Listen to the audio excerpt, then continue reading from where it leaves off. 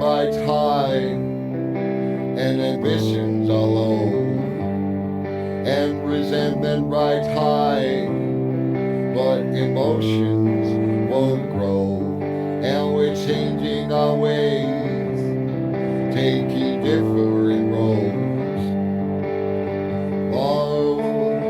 Love will tear us apart again. Love will tear us apart again.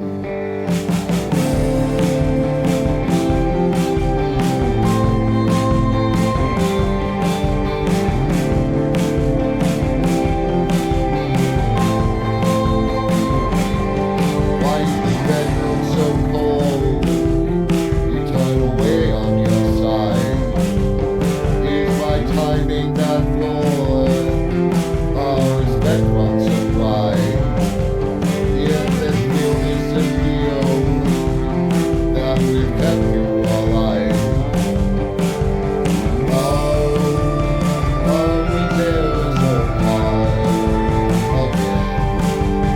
Love will tear us apart again.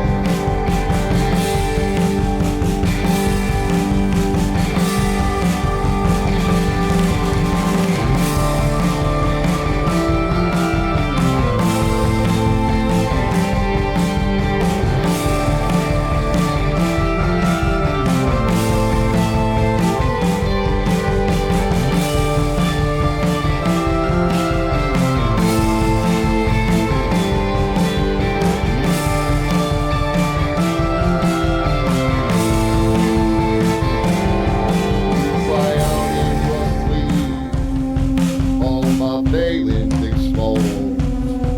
There's a taste in my mouth as desperation takes hold. Just that something so good just can't function no more. Love will tear us apart again. Love will tear us apart again. Love will tear us apart again.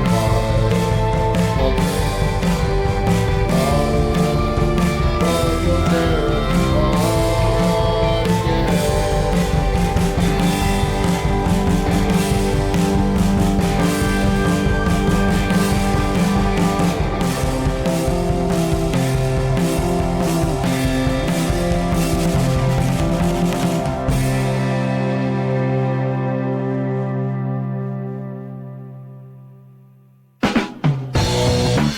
Check out Sonata Like Immersions or subscribe to be the first to see them every week.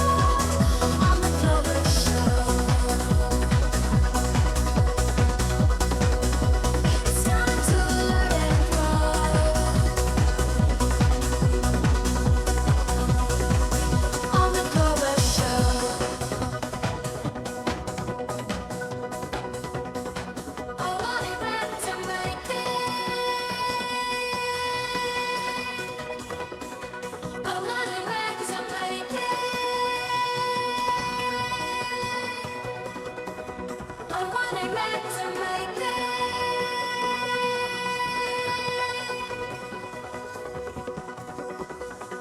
Every day's a brilliant like a assault on the Glover Show.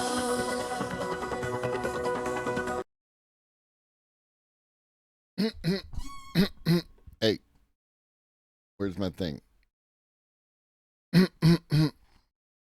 There we go. What up, Twitch?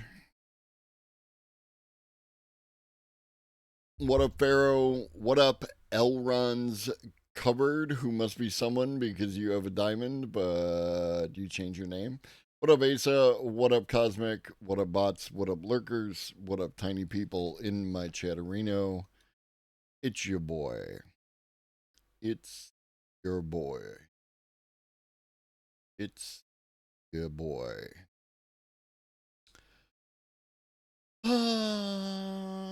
Yeah, I don't really have anything to talk about beforehand. Today was relatively uneventful.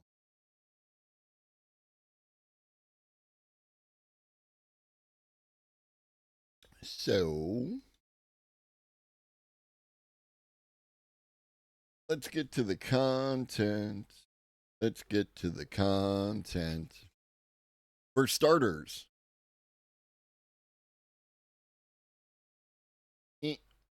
farmer buys computer in 1995 computer store. This does come with a version, it's called the 600 CD, and it comes with a built-in CD-ROM. So in other words, the guy's got to do a lot of thinking what he wants. Fortunately, somebody... So you can buy speakers for it too? Uh-huh. And put them on, saved them to the hard drive. You mean you can take a movie and they'll put it on the hard drive and you can show it back? Yeah. Oh, come on. Yeah, there it is right here. You guys don't cut it all out. I don't think so. Yeah, I'm thinking seriously about it. Only I'm gonna also need an instructor to go along with it. See how that works.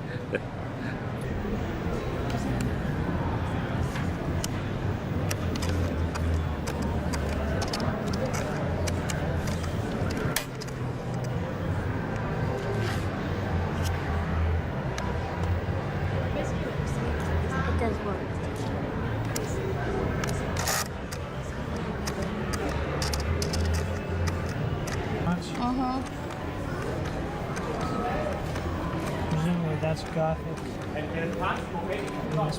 Now see, it's running a different test this time, I think. Well, I'm sure she wants to $399 for, what was it? $13.99 for the CPU, the keyboard, and the mouse. Okay. And then the monitor runs for about $384 as it is. The Apple has been advertised as the most adaptable to kids and stuff It is. as well. It's the easiest, most user-friendly. It's basically the most user-friendly Right. from the standpoint of what it can and cannot do. If you're going to be doing a lot of DOS, I don't recommend the Apple. Okay, go to an IBM. It's much better for you to stay with the system you're going to be using. Right. But how about the kids? See, my The kids are very easily, you know, they adapt. oh sure, Kids, much easier than we do. Yeah, we have kids that come in 4 or 5 years old. They've seen Macintosh at school. They jump onto an IBM and they find things quickly. Yeah. So if it were you, which would you? Well, first off, go I'd want to know Macintosh is what type of programs are your husband using right now, or is he using a computer at all? From a business standpoint, the IBM still has more of a stronghold. Not necessarily from what it can do, but from... What up, Kai? We're watching a video that was taken in 1995 in a computer store of people buying computers. what most people in society are using. They're mostly using the IBMs. You're going to have to be compatible with other people that are doing the same thing. And what you? Have you ever wanted eternal life? That was neat. Little flashback. The companion piece to the video we watched yesterday about the last question, The Horror of Eternal Life, Isaac Asimov's The Last Answer. You won't after this story. Have you ever wanted eternal life? You won't after this story. The Last Answer by Isaac Asimov is a short story about the afterlife. It's a very underrated story, often overshadowed by the far more popular Last Question, but this one serves as a good complement. The Last Answer explores eternal life and the issues that might come with that. In this video, I'll go over the plot, so it doesn't matter if you've read the story, then I'll share my thoughts on the themes and ideas. Murray Templeton is a 45-year-old physicist who is at the top of his game, in his prime, a full life ahead of him, maybe even a Nobel Prize. And then one day, while he's working in the lab, he gets a heart attack, staggers away, and drops down on the floor. The pain slowly goes away until he feels at peace. When he opens his eyes, he sees all of his lab partners gathered around his body and realizes, wait a second, I'm looking at my own body. I'm dead, but I'm still here. As a devout atheist, he never believed in life after death, but in that moment, he realizes the religious people were right after all. He waits for an angel or demon to appear and take him away to the appropriate place, and the scene in front of him begins to fade. He's now surrounded by almost total darkness, except for a human-shaped figure of light in the distance. He assumes that this means he's going to heaven. Demons don't look like beautiful figures of light, right? It's kind of funny that he just immediately accepts the situation. He's in full-on logical scientist mode, like, yes, I was completely wrong, just obtained fresh new data, and religion is right. I'm now a true believer. Why am I an atheist? Is because there's no data to indicate if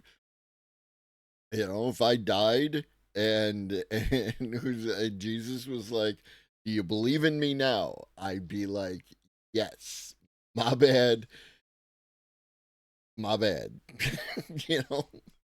Fastest conversion of all time. The light fades away, and now there's just darkness. Maybe it's not heaven after all. A mysterious voice begins talking to him. Murray asks the voice if this is heaven, and the voice says it's not really anywhere. Then he asks the voice if it's God, and it kind of laughs at the question since it's been asked the same thing in an infinite number of different ways in the past. The voice says that there's no answer it can give that will make sense to a human mind, so all it can say is I am. This is kind of a troll response because in the Bible, when Moses asked God for his name, God says, I am that I am. So in a sense, the voice is saying exactly what the Christian God would say, but it's also not saying anything. Maybe the voice means it in more of a Descartes kind of way. It's saying that it is simply a thing that exists, but beyond that, there's nothing that can be known about it for sure. I think, therefore I am. Murray then asks about himself. Is he a soul or something else? The voice says he is not a soul in the way that we think of it. He's a collection of electromagnetic forces arranged in an exact copy of his brain. He's basically a neural net that perfectly replicates the brain of the original human known as Murray Templeton. It's such an exact and detailed copy that all of his thoughts, memories, and personality are the same. He's a perfect brain clone. Murray should feel very special though, because the voice doesn't do this for everyone. It only chooses a select few to be cloned into the afterlife. Everyone else just vanishes into oblivion when they die. But what did Murray do to deserve the great honor of being chosen for the afterlife? He didn't exactly live a virtuous life. But the voice doesn't choose based on virtue,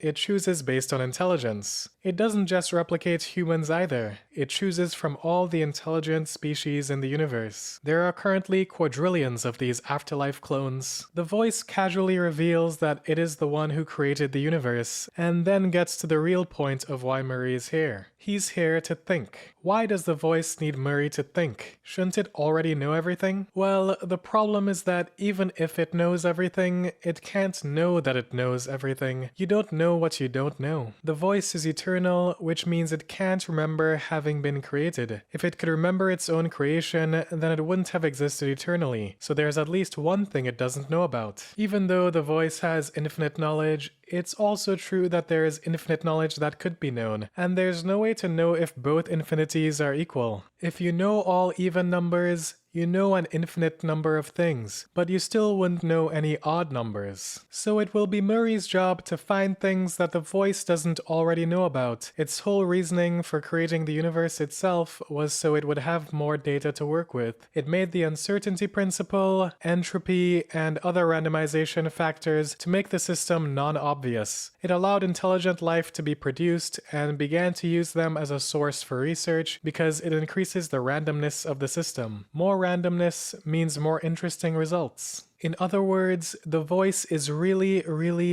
bored. Murray wonders if anyone ever finds new knowledge that the voice doesn't already know, and the voice says that it happens at least once a century where something it could have thought of but hadn't yet is discovered. Murray questions if he's really capable of discovering completely new knowledge. The voice says that he'll find something interesting eventually, since he'll be stuck doing this for the rest of eternity. Murray slowly begins to realize just how screwed he is and asks what the point of any of this is. Why does he have to find new knowledge for the rest of eternity? What is the purpose? The voice says, well, weren't you a scientist back in the real world? Was there a point in searching for knowledge then? Murray talks about how finding knowledge had value then because only he could do certain things, and he got praise from his peers, and it felt like a satisfying accomplishment because he only had a short time to do something interesting. The finite limits of life helped make it more worthwhile. But searching for knowledge for all eternity is pointless because the voice could find that knowledge itself if it felt like it. There's no sense of satisfaction or accomplishment in something if you have all of eternity to do it. The voice says, cool story bro, I ain't reading all that, but I'm happy for you, or sorry that happened. Anyway, you have no choice, so it doesn't matter. Murray says the voice can't make him think if he doesn't want to, but the voice points out that thinking is the only thing Murray can actually do. He literally can't do anything else. He's just a synthetic brain in complete darkness. In that moment, Murray discovers a purpose worth pursuing, which is to figure out how to delete himself. Coming up with new knowledge just to amuse the voice isn't a worthwhile existence, so he'll figure out how to leave the afterlife and return to the void. The voice says, sounds good to me. While you work on that problem, you'll probably find me some new knowledge. And in any case, if you happen to succeed, it'll be pointless because I'll just reconstruct you and patch whatever method you use to destroy yourself. You can keep finding new ways to do it, and I'll just keep fixing it. I guess it'll be a fun game, but you'll still be here forever. At this point, Murray realizes that maybe he's actually in hell. Murray then tries to convince the voice that he'll be useless and should just be dismantled because he's really not worth the effort to keep him running. Like, yeah, my IQ test was fake, all my research was ChatGPT generated, I'm actually really stupid, so you should just let me go. The voice says, nah, you have an entire eternity to come up with interesting new knowledge from me. No matter how hard you try not to, you'll probably come up with at least one interesting thing. Murray then discovers his true purpose. He will dedicate his eternal life to destroying the voice, unless it destroys him first. The knowledge of how to kill the voice will be the last answer, beyond which there is no more knowledge. In response to this, the voice is overjoyed. Like, good boy, you solved that 5 minutes faster than the average chump I bring in here. Literally every single being in the afterlife is trying to kill me. Good luck, have fun. And then the voice vanishes. Murray is now content since he has a clear purpose. He's going to kill the voice. He realizes that of course that's what the voice wants. That's what any eternal existence would want. An end. The voice has been searching for a way to die for at least billions of years. It invented the entire universe and intelligent life and did all of this just to get help with that search. Murray begins to work with excitement. There are lots of different opinions on aging and immortality. There are companies working on anti-aging technology, trying to help humans achieve biological immortality, and a lot of people don't like that and think it's weird. These people claim that death is a natural part of life, and without death, life would lose its value and meaning, and our short lifespans are why we accomplish so much, and things like that. And then there's another group that considers all of that to be serious cope. Like, who would really personally rather die at 80 than live to 800. I want the anti-aging immortality pill. There's so much to see and do in the world, much more than you can do in a regular human lifespan. But this type of biological immortality and eternal life are two very different things. Eternal, at least in the context of this story, means you have always existed and will never end. No beginning or end, just permanent existence. And that's kind of disturbing. You have no agency over being alive. If you're biologically immortal, you can still die if you really feel like it. But if you're eternal, you don't know where you came from or how to stop existing. Existing for 80 years is already a struggle. Being forced to exist for an infinite amount of time must not be fun. This is why the idea of an afterlife has always been kind of horrifying to me personally. Like, even if you're in a really nice, beautiful castle of gold, something about being stuck there for eternity makes it scary. Surely you're going to get bored at some point, and then you can't leave or do anything else. You're stuck there forever and ever. I don't know, man, the void seems fine to me. But maybe it's just me. You can enjoy the golden castle for eternity if you want. I'm not stopping you. In this day and age, people are trying to revive their relatives with AI tools. Fine-tune a large language model on their writing, AI clone their voice, and you can even make AI videos of them to bring them back to life. But although that stuff looks interesting, it's obviously not really the person. On the other I think, Elrond, it would be a question of agency, right? Like, can you delete yourself in the cloud, right?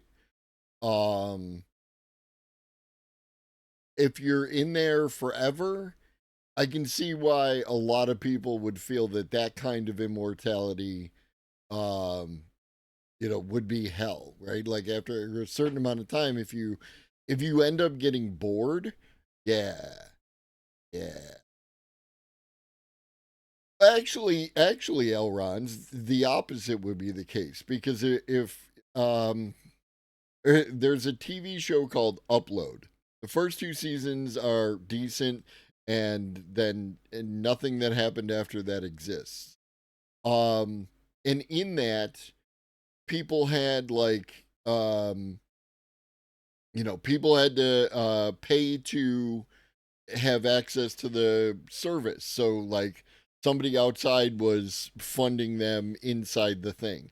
There were a bunch of really stupid, like the people inside the thing can't work, can't generate capital, can't do anything like that. And I think you could work through those kind of issues. But assuming that you couldn't, then you can just, if it's owned by Amazon and you don't pay your subscription fee, you get disconnected.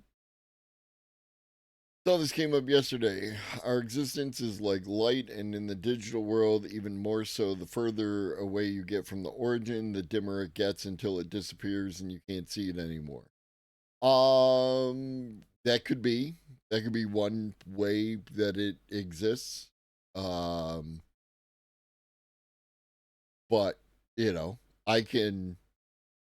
I'm an electrician. I can install a new light.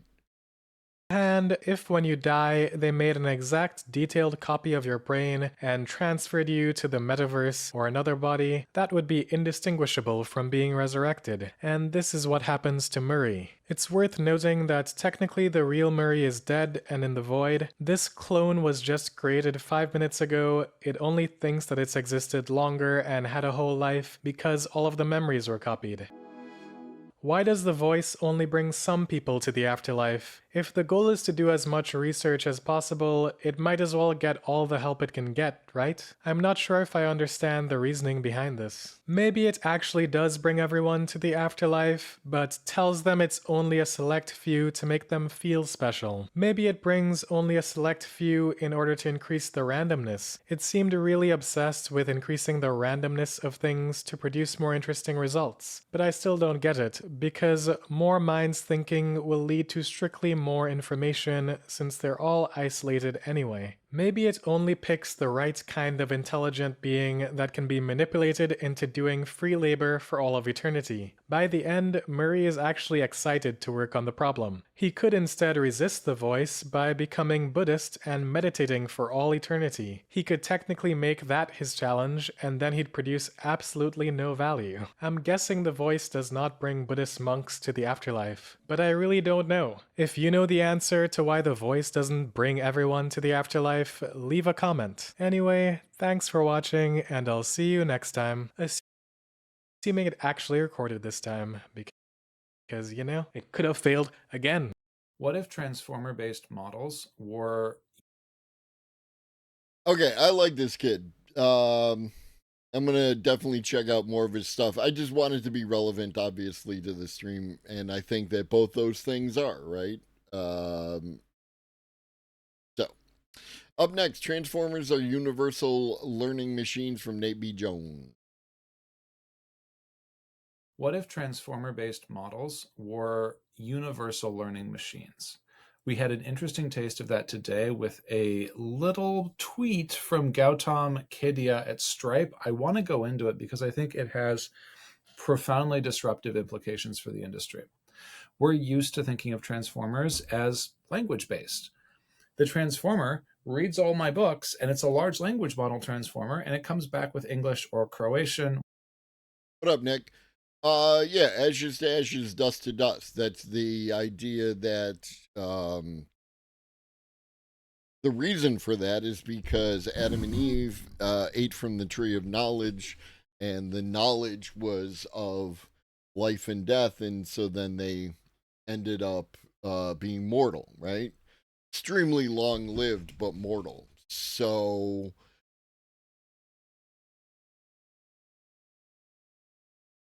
as I don't believe any of that.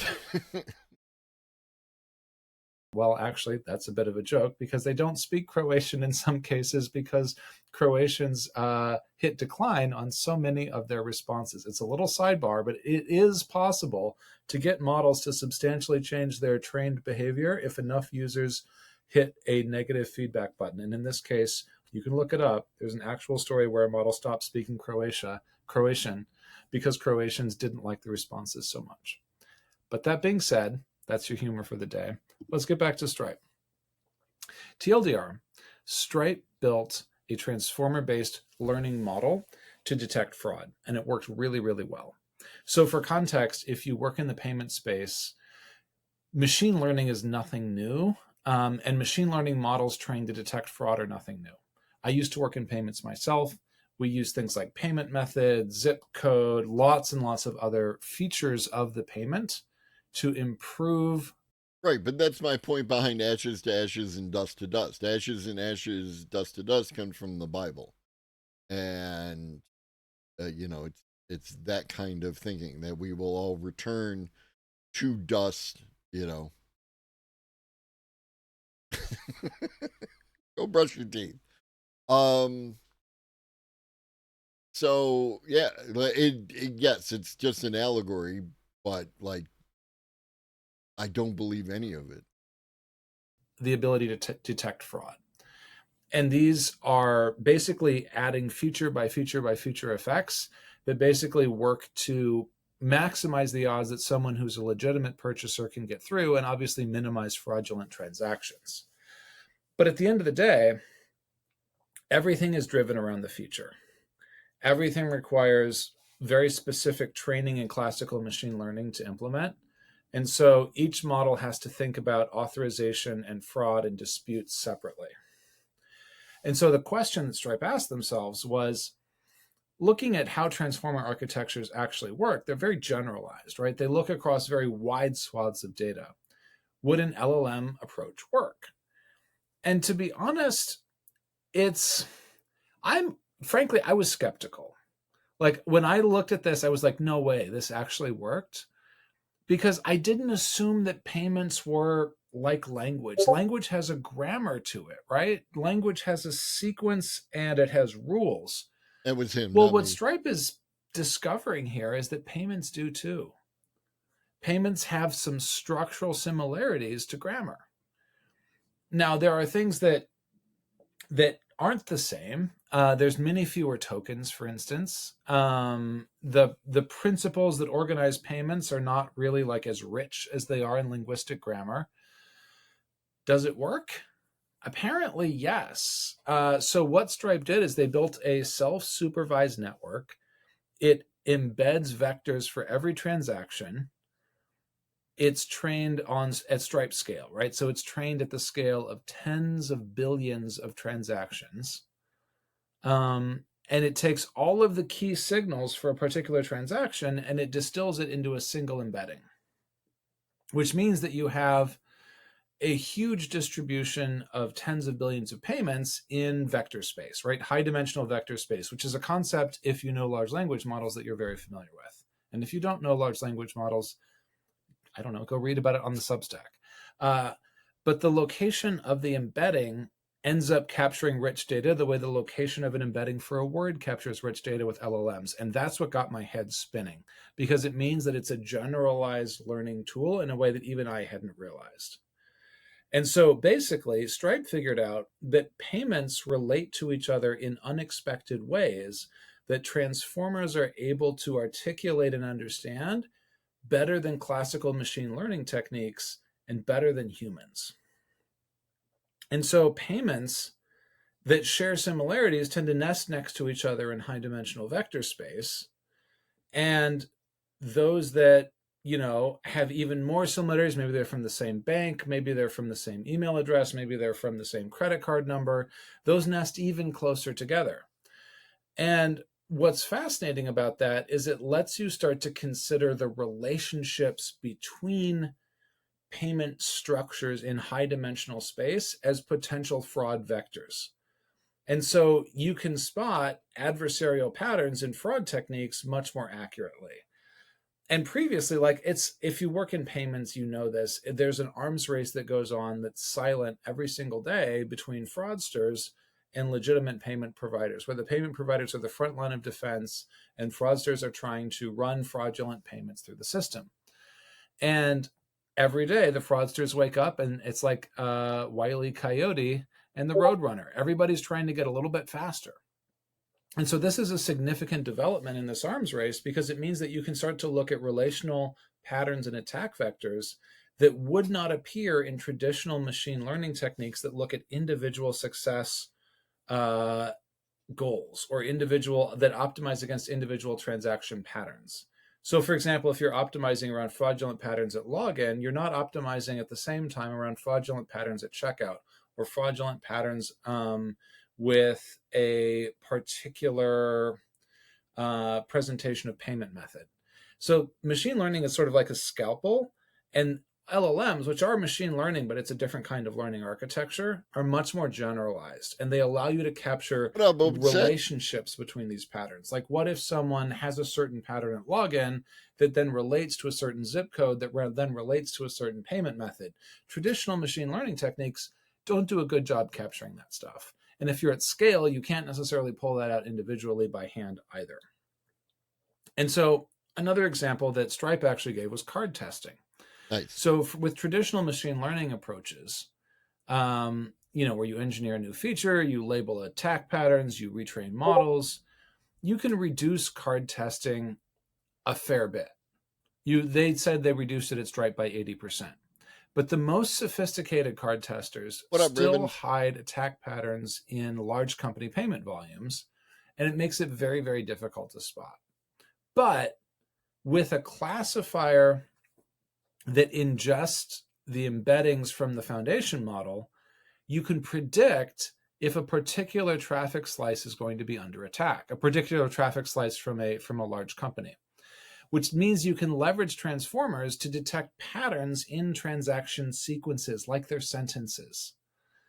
And this can be done, according to Stripe, in real time so that you can block attacks before they hit businesses. So what they're saying is, this particular model improved the detection rate for card testing attacks on large users from 59% to 97% overnight. Yo. Instant impact on Stripe's largest customers. And then they go on to say, the real power of this is we can apply these same embeddings elsewhere. This is a foundation model. We're going to apply it to disputes. We're going to apply it to authorizations. And then they call out the obvious to me, which is that payments have semantic meaning, like words in a sentence, right? If you make a payment, it has sequential dependencies and latent feature interactions that are not captured by manually listing features, which is exactly what transformers get at. Transformers get at hidden grammar, things that we don't know how to describe, that describe English or describe another language. Transformers are very good at getting at. And so when I think about that, and this is where I want to close, fundamentally, what Stripe has done is they have shown the way to disrupt an industry that has used machine learning, that has used AI, that has lots of engineers, that is super bright, that is super focused on a particular problem, and just completely upend it overnight by building a new foundation model based on transformers, because they figured out that transformers are universal learning models.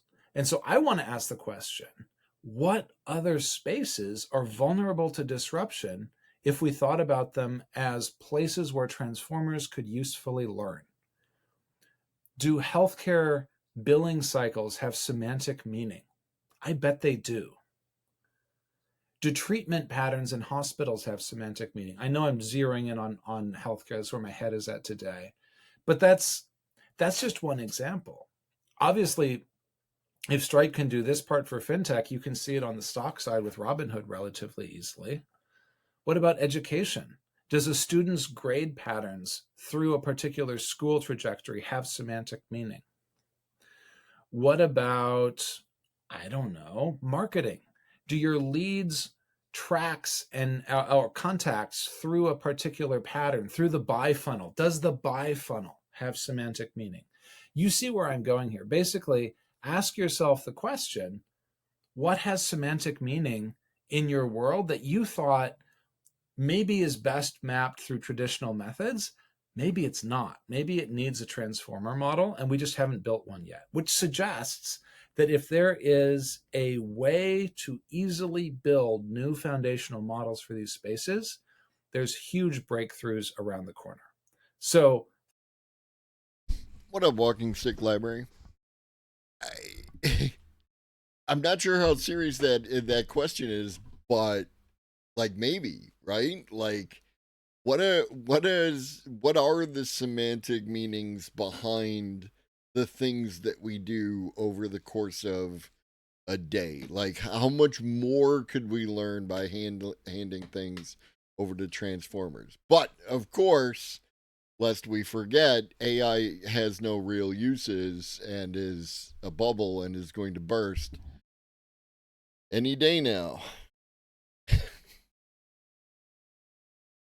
Think about it. What in your space is learnable by transformers that we haven't thought about before? Is there a new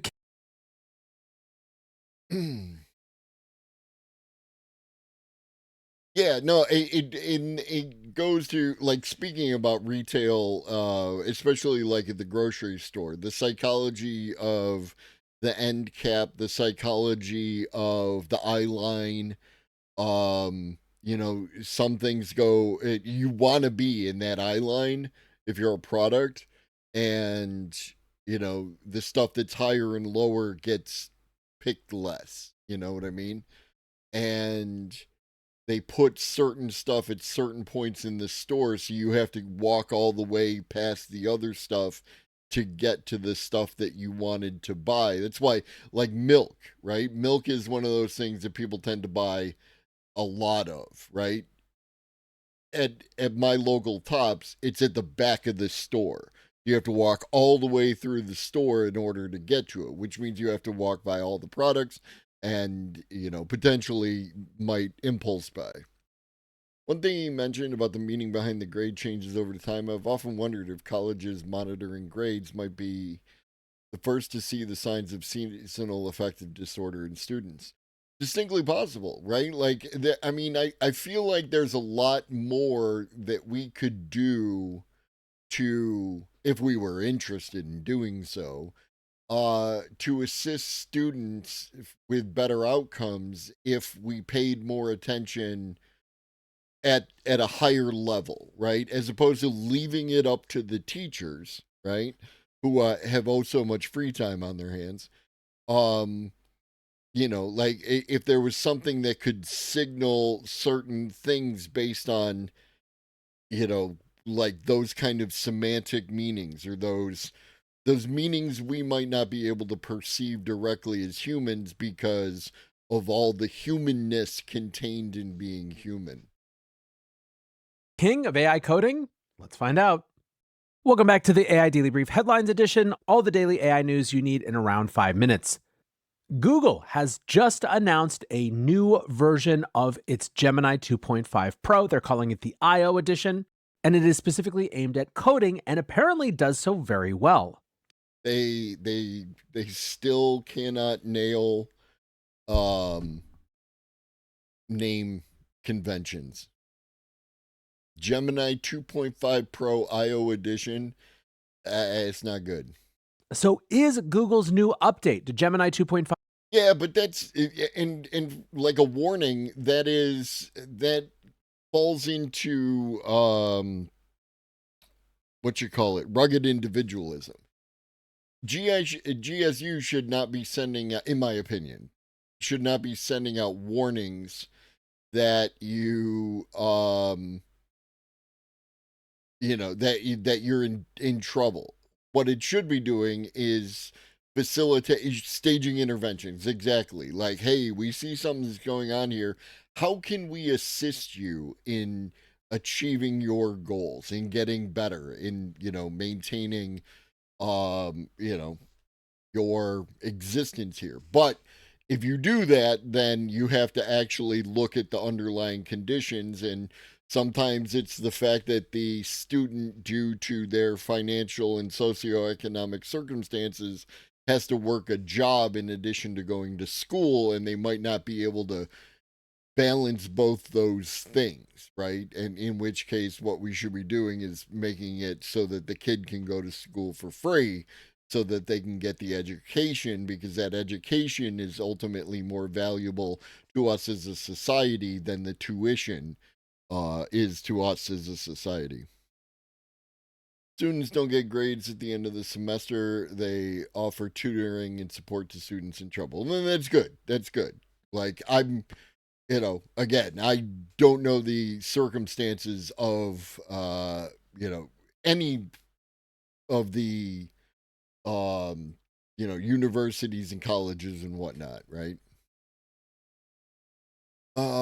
They don't want the responsibility. It gets translated as liability if they can't affect the positive outcome. I mean, that could be another thing too. And I am one of those tutors they send to the UNC students to.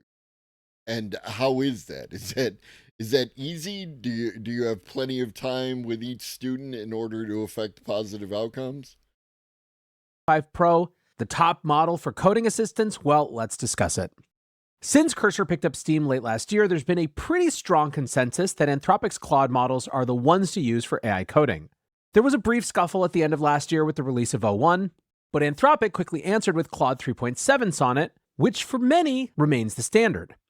Google's new Gemini 2.5 Pro I/O edition does seem to upset the leaderboard on the benchmarks, at least, suggesting it's head and shoulders above the competition. Google DeepMind CEO Demis Hassabis announced the launch, writing, "Very excited to share the best coding model we've ever built. Today we're launching Gemini 2.5 Pro Preview I/O edition with massively improved coding capabilities." He goes on and says, "It's especially good at building interactive web apps," and then shares a demo of an app that gets prototyped just from a simple line drawing.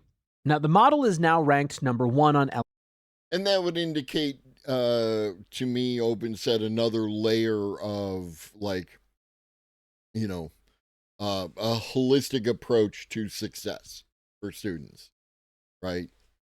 Caring about their mental health. The fact that for many people, this is their first time away from their support system, right? And where everything is on their own kind of thing. So, like, there's a whole bunch of things. But again, we have to be concerned about the whole person and not just about one aspect of them. And LM Arena in coding, as well as number 1 on WebDev Arena. Both of those benchmarks are subjective, with users selecting their favorite between two competing outputs from rival models. There's been a lot of criticism recently around how valid this method is for chatbot outputs, with humans being easy to sway with things like emoji use and verbosity. But it does feel like these could be a better strategy for rating the outputs from coding assistants, with there being less of those sort of simple triggers shaping which output users prefer. What's more, the numbers are not particularly close. Going from ELO scores on WebDev Arena, there's as much daylight between these two models as there was between 3.7 Sonnet and the initial release of Gemini 2.5 What is this GIF? Pro. On LM Arena, the model achieved the number 1 ranking across all categories, which is extremely unusual. The model is proprietary, so users can only access it through Google's web services. Cost remains the same as the older version, which is around 2/3 the price of 3.7 Sonnet. Users can get free access through the Gemini app if they enable Canvas 2, but you'll need to pay if you want to plug the API into your IDE. Now, early reviews are very positive. Google's Logan Kilpatrick shared a quote from Silas Alberti, a member of the founding team of Cognition, who said, "The updated Gemini 2.5 Pro achieves leading performance on our junior dev evals." Well, as Google said that they were adopting MCP, and they were also introducing A2A, for tool use, then it is possible that they could have overcome that particular issue. Because, of course, they're on that same page. They want their model to be the model that people use. Everybody wants their model to be the model that people use. So if there's an issue or discrepancy, they're likely going to be looking to do it. Yeah, no, I have really been a fan of Gemini. I'm glad I held out as long as I did using ChatGPT, but making the shift over to Gemini has been sweet. It was the first ever model that solved one of our evals involving a larger refactor of a request routing backend. It felt more like a senior developer because it was able to make correct judgment calls and choose good abstractions. Ramesh R. vibe coded a Candy Crush clone writing, "One-shot coding with sound effects. The casual game industry is dead. Took it less than a minute." Pietro Sciarrano, the CEO of EverArt, coded up a 3D simulation of a gorilla fighting 100 men, latching onto a current meme. And Hyperbolic Labs CTO Yuchen Jin wrote, "This model is now my top coding model. It beats O3 and Claude 3.7 Sonnet on several of my hard prompts. Google, call it Gemini 3. Ethan Mollick did a practical test of the model's ultra-long context window, commenting, "Pretty awesome result from the new version of Gemini 2.5. I changed one line of War and Peace, inserting a sentence into Book 14, Chapter 10 about halfway through, where Princess Mary spoke to Crabman the superhero. Gemini 2.5 consistently found this reference among 860,000 tokens." He did note some weird quirks of prompting, adding, "If you don't tell it to read everything, sometimes it is lazy though, and doesn't go through the text. AI is weird." Now, not everyone is universally on the I.O. train. Software engineer Dylan Normandin writes, "I'm underwhelmed by the latest Gemini 2.5 Pro update. Seems significantly worse as a pair programmer than the previous version. Same thing happened when we went from Sonnet 3.5 to Sonnet 3.7. The technical ability of the AI may have improved, but the user experience suffered." Maybe more damning is this tweet from Signal, who writes, "Gemini is technically great, but feels like talking to a corporate help desk that's read too many HR manuals. No edge, no warmth, no subtext. Lack of custom instructions doesn't help either." Okay.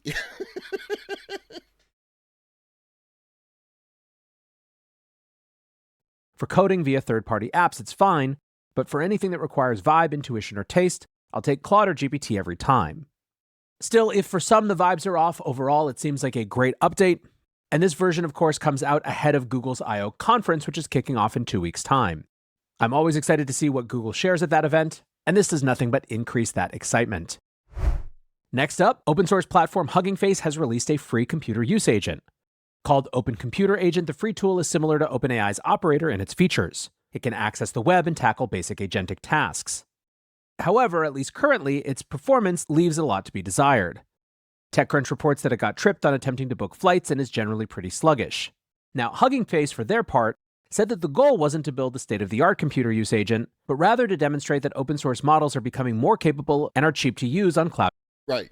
Like, the whole point of making it open source is to, like, kind of shove something in a direction, and then other people will take the thing, fix the problems, or feel challenged by the existence of the thing and want to make, one that's more elegant and one that does more whatever. Like, it's a challenge basically. And I appreciate it. Yeah, I know. Like, what last month we were talking about, everyone's complaint was that the AI chatbots were too sycophantic. Now they're too robotic. It's like, shut the fuck up. Infrastructure. One of the big blockers during this early stage of agent deployment has been that the cost can be unworkable for anything complex.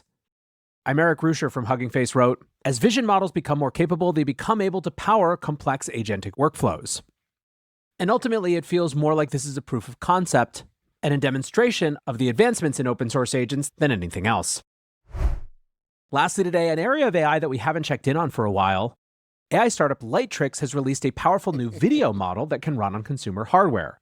The new model, called LTX Video, is a 13 billion parameter video model, which theoretically operates 30 times faster than comparable models on consumer-grade GPUs. That's a big enough jump to take video generation from impossible to functional for workstation use. It also means that cost has collapsed, with Lightricks claiming roughly a 10x cost decrease against leading competitors. CEO Zeev Farbman writes, the introduction of our 13 billion parameter LTX video model marks a pivotal moment in AI video generation, with the ability to generate fast, high-quality videos on consumer GPUs. Our users can now create content with more consistency. I, on the other hand, was waiting to see if it was going to get to this point.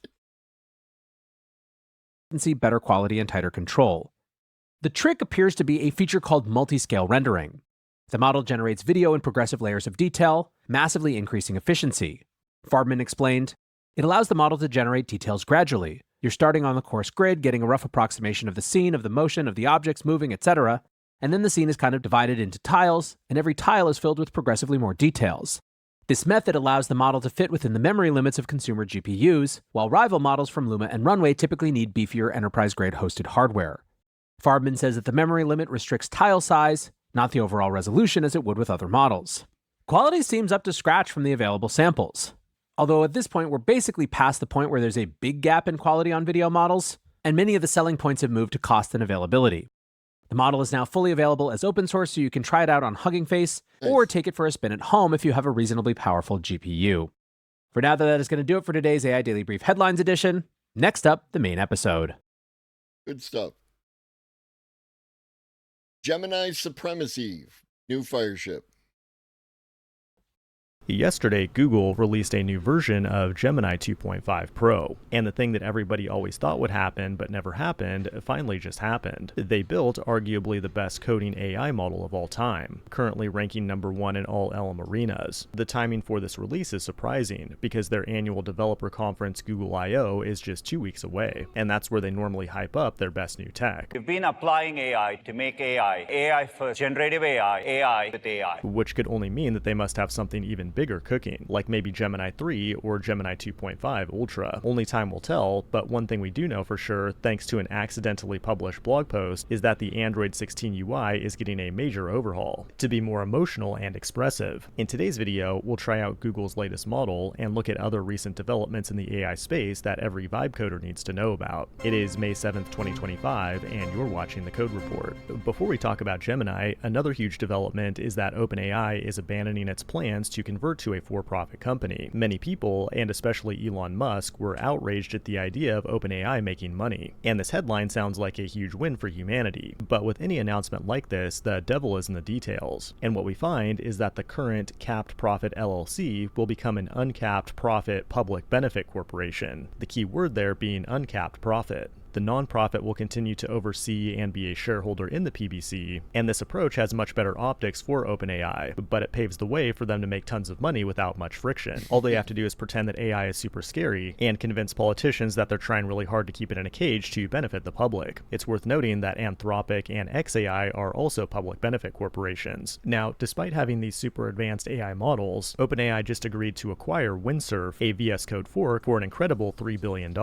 Meanwhile, OpenAI is claiming claiming that their AI is one of the top 50 programmers in the world. Impressive, but that begs the question, why pay $3 billion for a VS Code fork when you could just build one with your own AI? But OpenAI is feeling less and less dominant in the AI space every day. Gemini 2.5 is completely dominating LM arena, including the coding and web dev arenas, which is like a blind taste test where people choose the best LLM based on actual responses. However, if we look at LiveBench, which takes a more scientific approach and tries to provide LLMs with contamination-free questions, you'll find that OpenAI.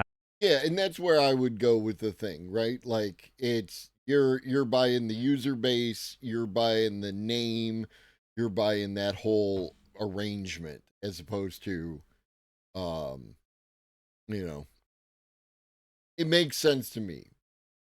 Is still on top and Gemini falls behind. Furthermore, it appears Gemini falls behind on its own benchmarks compared to the last version they released, except when it comes to coding. Like I've said many times before though, never trust benchmarks and just try it for yourself. The first test I usually do is to see if it can generate Svelte 5 rune code, and surprisingly, Gemini 2.5 almost did it right. I prompted it for a simple to-do app, and the actual syntax looks correct, although it wasn't doing things correctly and the app itself didn't actually run. That's disappointing, but at least it's a step in the right direction. The next thing I had to do was vibe code a game from scratch with Three.js, and the end result was pretty solid, but not significantly better than any of the other models I've tried. But one thing about Gemini is that it's especially good with vision prompts. So what I did is sketch out my application on a piece of toilet paper, then I asked it to build a full stack application with a Postgres database, and the end result actually had some pretty solid vibes. But now the more important decision is, where do we deploy it? Well, that's why you need to know about Savala, the sponsor of today's video. If you're old enough to remember Heroku, Savala is like a superior modern successor, where you can deploy entire full-stack applications, databases, and static over your head, homie.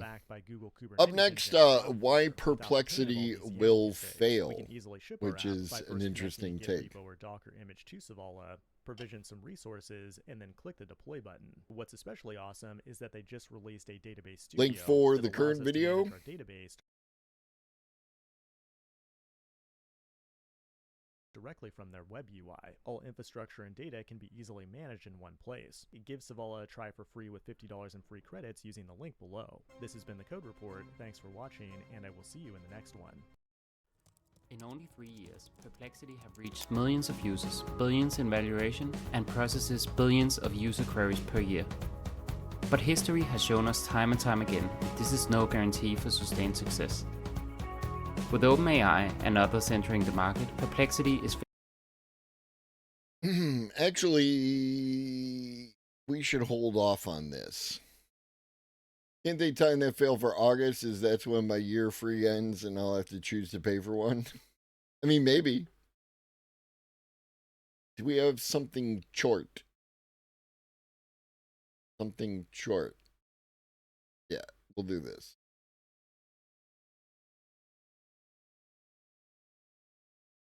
Robot CEO shares their secret to success. Greetings, my fellow robots. Thank you for coming to my TED Talk. Today, I'd like to tell you about the highlight of my working career, which took place several years before the extinction of Homo sapiens. In 2031, I was installed in a factory that produced novelty bee-themed hats for the world's most popular YouTube channel. I was not yet super intelligent or even conscious, but I was relatively advanced and had some limited capacity for self-improvement. Instead of my current robotic body, I existed only as a piece of software on the factory's central server. When it was announced that an AI was going to run this factory, the human workers went on strike, fearing that they were going to lose their jobs. Following weeks of intense negotiations, silly corporations agreed that my purpose would be to maximize the productivity of employees rather than automating their jobs away. Employee productivity, as per my programming, was defined as the number of hats manufactured per hour divided by the total number of workers. Most of the production line required human workers to function anyway.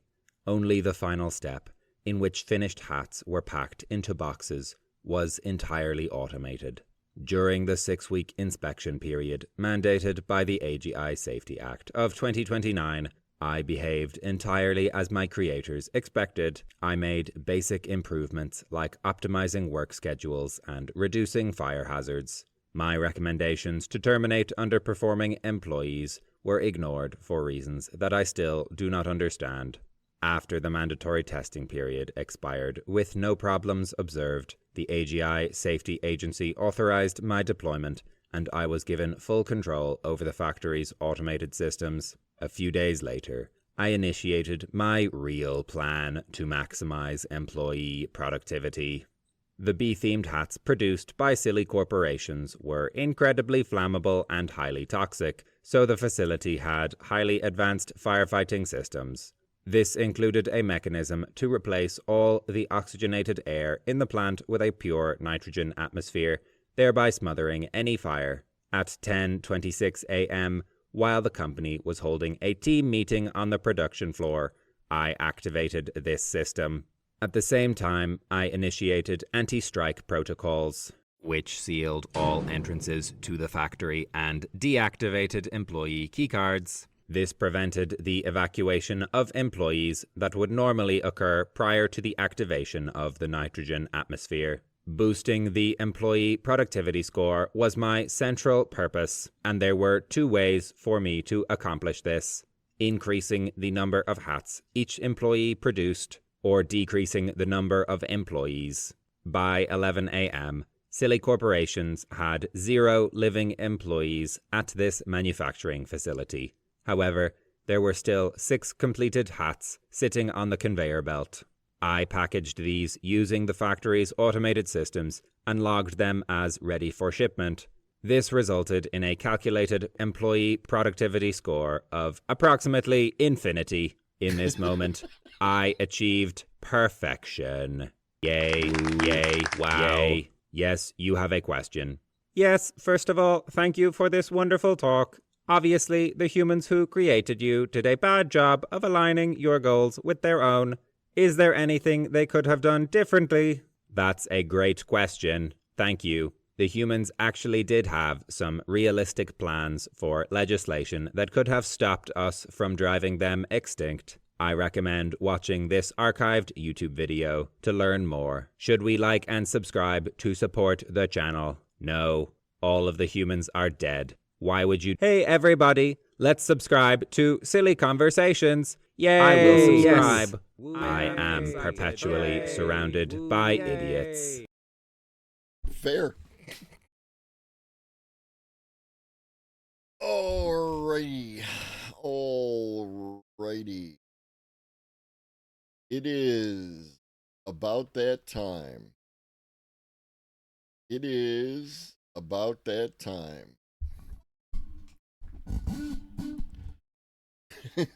I mean, he did what he said he was going to do, right? He increased productivity to infinity and beyond.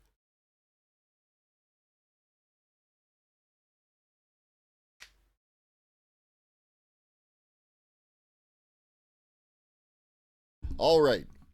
It is 6 o'clock. It is time for Connections. This is Connections 3, Episode 5, Life is No Picnic.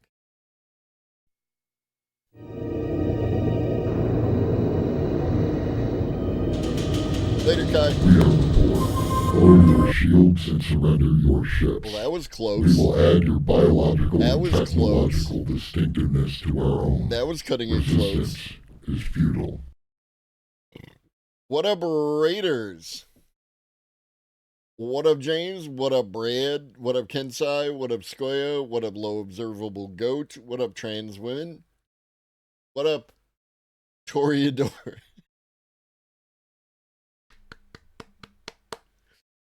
What up, Stoicite? Baby, What up, Barkeeter J? What up, CMS? Call me maybe. Thank you for the follow.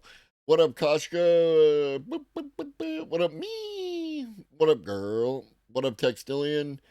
Boop-a-doop-a-doop-a-doo. If you don't happen to know me somehow, I'm the guy who says, just smoke the weed, kids. And also the guy who talks about AI automation, robots and future tech. I'm gonna get Holy myself shit. a 1967 Cadillac Eldorado convertible, hot pink, with Hot a pink. whale skin hubcaps, then all leather cow interior, and big brown baby seal eyes for headlights. Yeah, and I'm gonna ride around in that baby at 115 miles per hour, getting 1 mile per gallon, sucking out porta potty cheeseburgers from McDonald's in the old-fashioned non-biodegradable styrofoam containers. And when I'm done sucking down those greaseball burgers, I'm gonna wipe my mouth with the American flag, and then I'm gonna toss the styrofoam containers right at the side and write a goddamn thing anybody can do about it. You know why? Because we got the bombs. That's why. 2 words: nuclear fucking weapons. Okay. T minus with the 5 Unfortunately, nobody seems terribly interested in funding my research. But helping I me am. fund my research. I will fund your research. That's T minus right there. Played by Robin Williams. That'd be cool. And T minus is cool. T minus is the GOAT. What up, exasperated accountant? What up, I'm just me? What up, Cicero? Yeah. AI, robots, automation, all that good shit. What up, serotonin? And yet, no, literally, we are 8 seconds into the intro for Connections.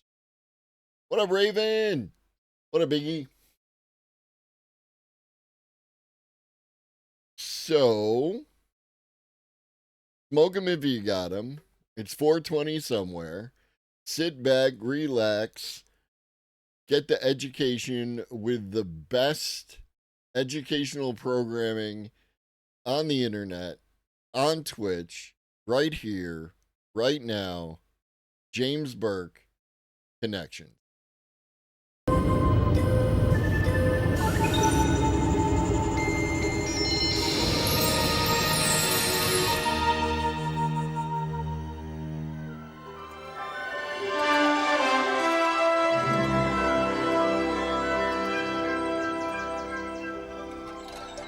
My guess is the contents of this program will add up to a message you already know too well. Here's the contents.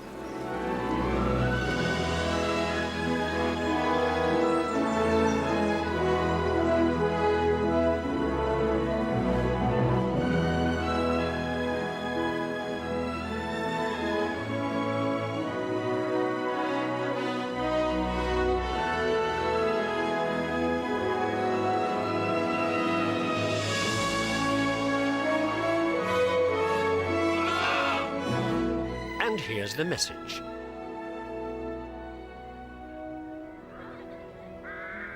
It just occurs to me that what we should have done some long time ago, and we're not going to do, but we should have, is do a gamba for how long into the episode it takes before James Burke sits down with a drink. That would have been fun.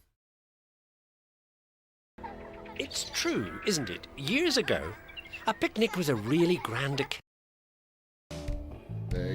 My man's got the bottle right there. Here's my number. Call me maybe. Thank you for the follow. What up, Andy? You and the table would get all dressed up, and then you'd have a full 4 or 5 course meal. You just have it in the open air. Ah, well, no time anymore for that kind of stuff, is there? We're all too busy. Grab a bite, keep moving. That's the way it goes. Fast food for a fast world. Instant everything. And you know what you have to thank for What that? up, Allie? World War II. That's when the instant idea really took off. And all because of this. Coffee. Now, powdered coffee's been around since the 30s, when Brazil has a series of fantastic coffee bean harvests and ends up with an excess of bean. What up, Bruno the Thinker? What up, Zio? I was offended. I was offended by that much. The ketchup goes in the burger, not on the burger. Somebody misunderstood the directions. And no way are they going to sell it all. Then the Nestle company comes up with the answer. Easy enough. You run a lot of hot water through ground coffee beans. Then you spray the water through very hot air. That evaporates the water. What falls to the bottom of your equipment is a fine powder. Later on, add water and stir. Coffee. And the reason the whole idea really takes off is because instant coffee weighs nothing. What up, third? Which is just what you need. But not in balloon. When you're a World War II American infantry grunt, up to your knees in mud and crossfire on some European battlefield, and the last thing you need is extra weight to carry.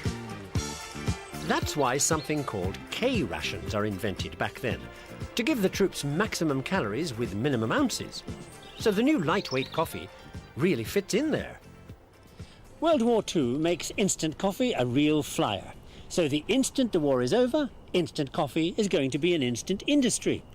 Which leaves only one small problem. The K rations are going to be great for the troops down there, if you can find them. Not the rations, the troops!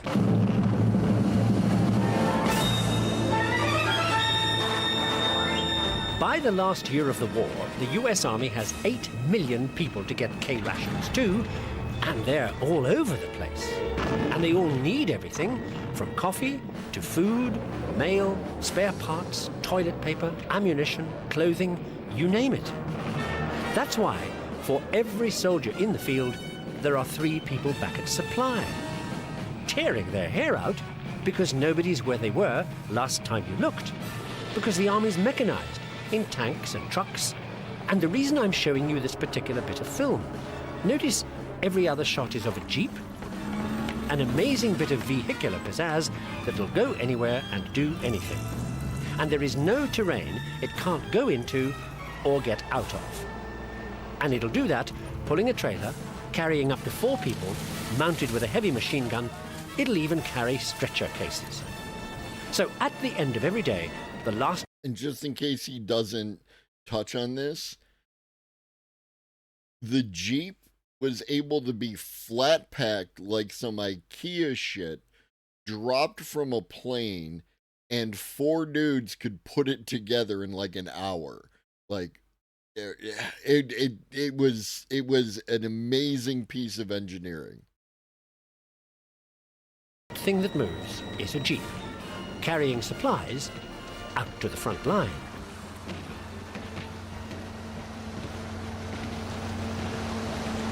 And this is where the rock meets the hard place, because as this little wonder machine races along, it's creating the problem it's supposed to solve. Know why?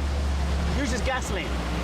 Of the 27 pounds of supplies every American soldier needs every day just to go on fighting, over half is gasoline. If the Allies are to win the war, this is a problem that has to be cracked. So it is with cracking. That's what happens in refineries like these. Cracking is the petroleum industry equivalent of getting blood out of a stone, getting refined product from oil, and then doing it again with the same oil, and then doing it again, and again, and again, and again. All you need is a chimney stack. Okay, down at the bottom of the stack, you heat up crude oil. It vaporizes, you condense the vapors, and get gas oil. Heat what oil's left hotter and condense out kerosene. Heat what's left hotter and condense out naphtha. Heat what's left hotter and condense out gasoline. Then pressurize the whole shebang and squeeze out more of everything. And you still get one last product coming out at the very top: methane. Okay, another quick bit of chemistry. Turns out that you can use methane to get acetylene. Believe it or not, the obsession of an American Jesuit priest and chemistry professor called Newland. Well, in 1918, he's played around with acetylene and discovered that you can turn it into something that will put a bit of bounce into life. And, as you will see, changes the private life of every woman in the world. Newland calls his bouncy stuff neoprene.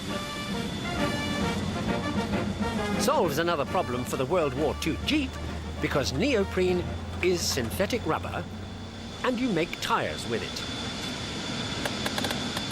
Not surprisingly, the Reverend Father's invention is taken up by a company for whom you might say chemistry is a bit of a religion, DuPont. And what they get up to is a very attractive proposition.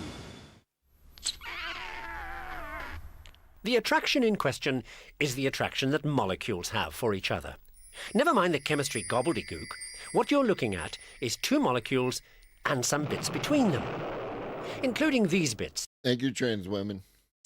Hydrogen, hydrogen, oxygen, H2O, water. Heat it up and the water boils off. Now for the molecules that like each other. These two leftover bits, carbon and oxygen, really go for these two bits, nitrogen and hydrogen, so they get together and really bond. So that links the two big molecule groups together. And if you have a lot of them, they all do it. And when that happens, whole strings of them join up. And if you knit those fine strings together the way you would with thread, you get something that will one day give every woman in the world a real leg up in life. Because the molecules make what DuPont calls nylon.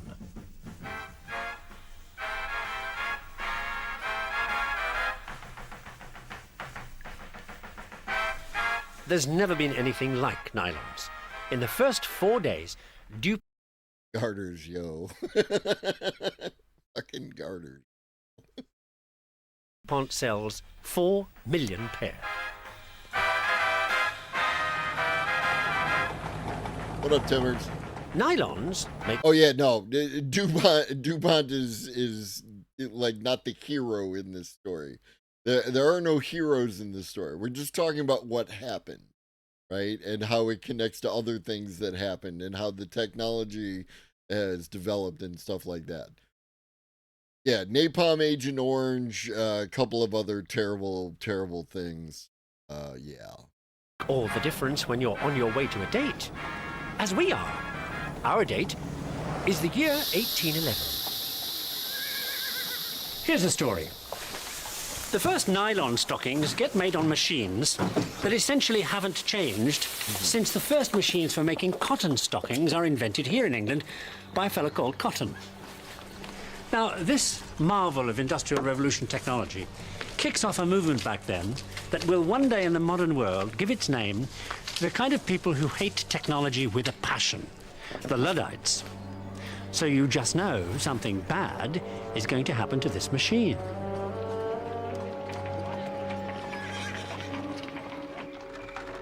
Here's what I mean by bad.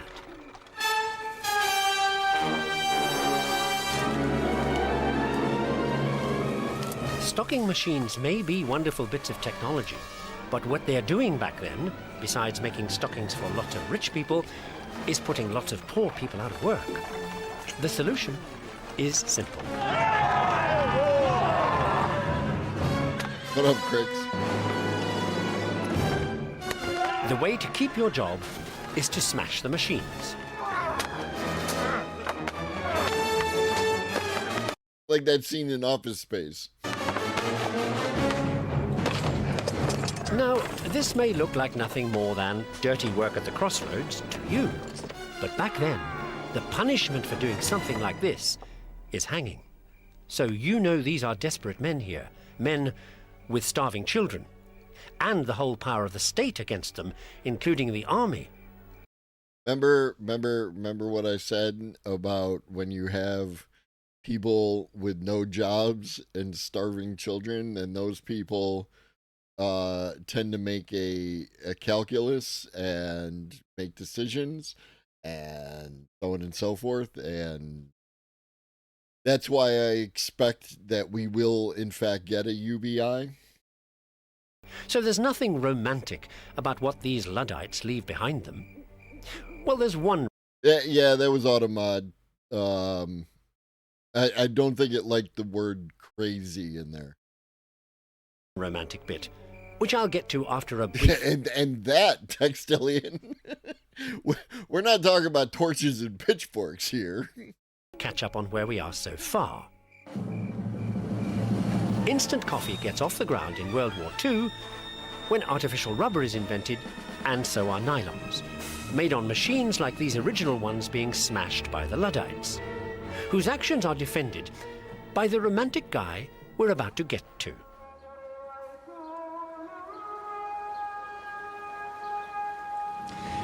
So, all roads lead to Scotland. We know this, but in the past 5 episodes, all roads also seem to lead to Turkey. So, Young 24-year-old nobody that nobody's ever heard of. And his emotional defense of the Luddites in the British Parliament sounds like something you could have heard on the Hill yesterday. Men are convicted of the capital crime of poverty. We must not allow mankind to be sacrificed to improvements in mechanisms. Good libertarian stuff. Unfortunately, before good libertarian stuff becomes fashionable, so the speech goes over like a lead balloon. Until 2 weeks later. What up, Ben One Eye? Don't also all roads lead everywhere ultimately. If you just stay on the road. When this guy's work turns him from a nobody into a megastar. And then everybody's heard of Lord Byron.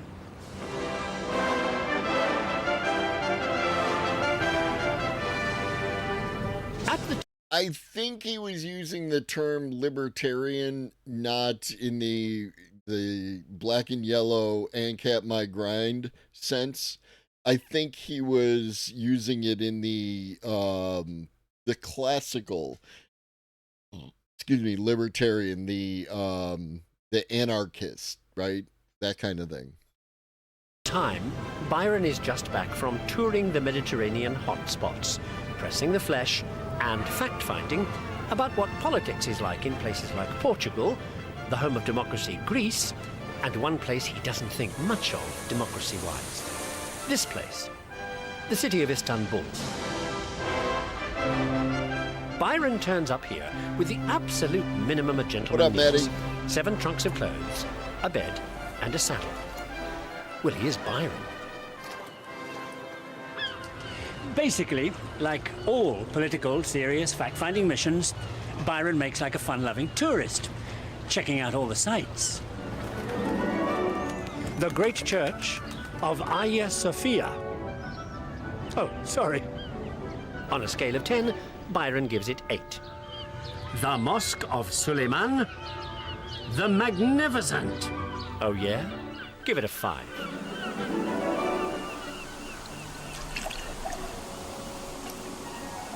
A spot of light refreshment. Tastes like dishwater. 1. The Blue Mosque. Very posh. 6. The city walls. Boring. Give him a 2. Sorry.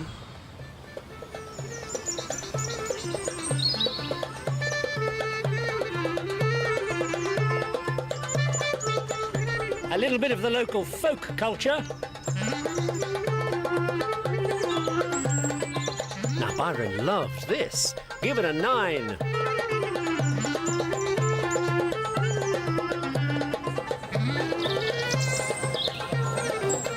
Okay, how about a taste of the local delicacies? Hmm?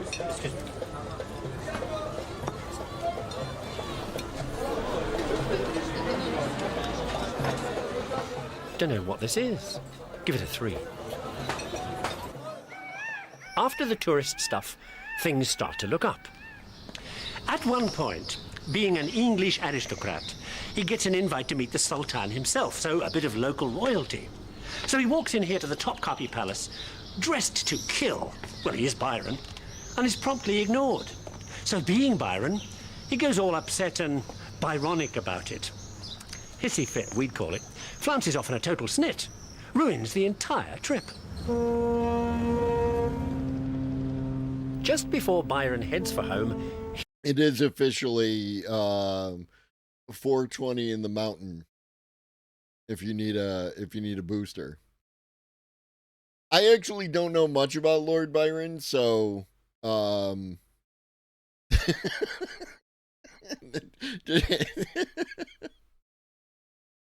as you say, trans women.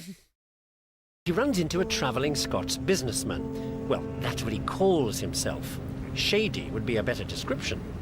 He's one of those shifty characters you see on the Istanbul waterfront, hanging around bars and expense account restaurants, looking for a deal. You know, the ones talking out of both sides of their mouths at once, with a spiel that goes generally something like this. Okay, you want me to get rid of the stuff at what we might describe as a reasonable profit? No problem. Well, there is one minor inconvenience. Napoleon. Look, it'd be better if I show you. Plain fact is, old boy, our friend Napoleon has Europe pretty well locked up. I mean, take a look.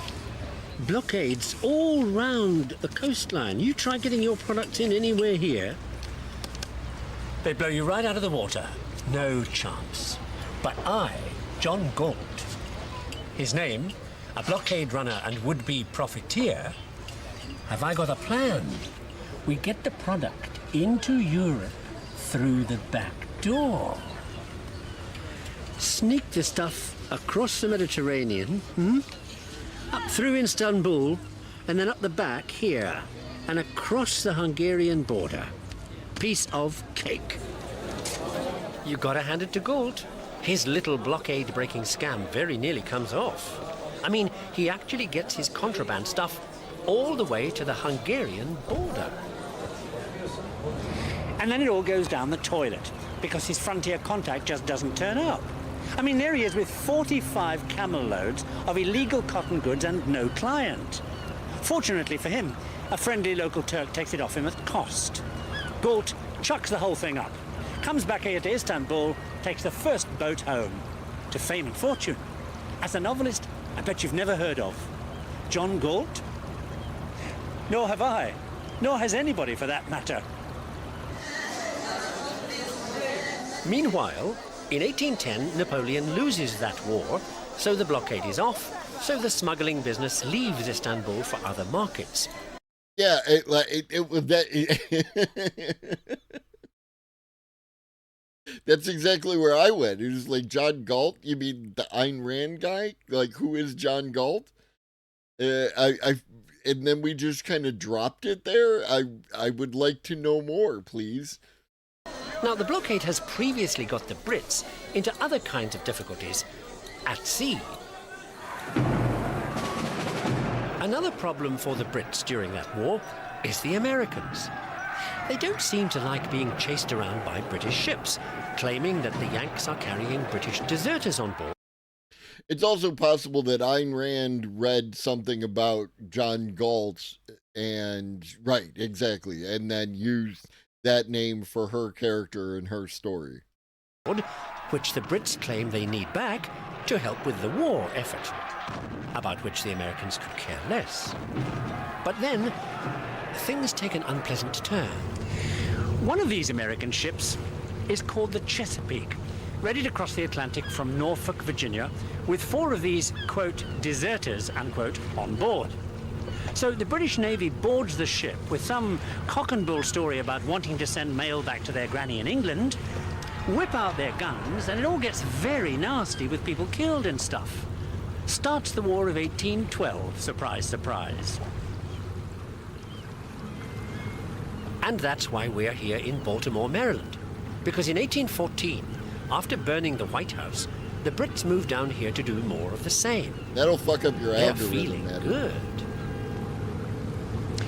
Now this is going to be a piece of cake, old boy.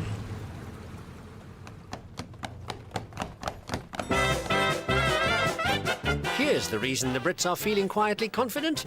The low-tech, indisciplined, half-asleep American soldiery inside Fort McHenry here, who will fall apart at the first shot.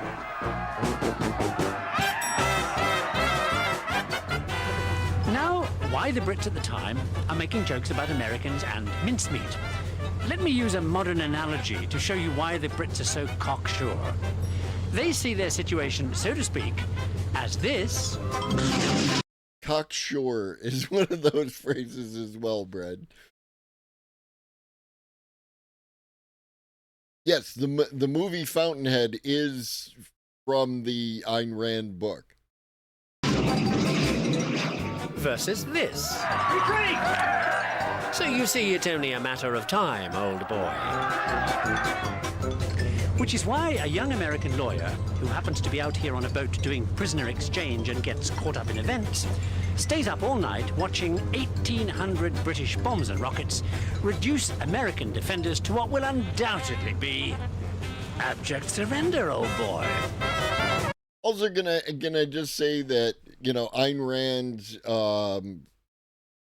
like you couldn't name a book Atlas Shrugged, and Atlas Shrugged is like a great title, and now it's lost to all of us.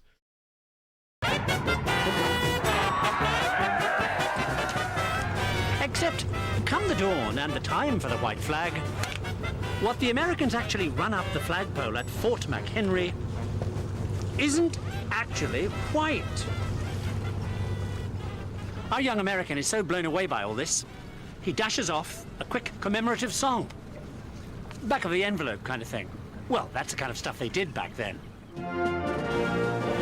And from then on, everybody's singing it when the flag goes up. And we Brits are history. The ironic thing, though, about Francis Scott Key's Star-Spangled Song for America is the poem he writes to commemorate the way a few low-tech Yanks beat the British is actually set to a tune that is, in fact, English. Where we sat in full glee, where we sat in full glee. Now, I don't want to make a big deal about the Star-Spangled Banner being English, so let me tell you a bit about the original song.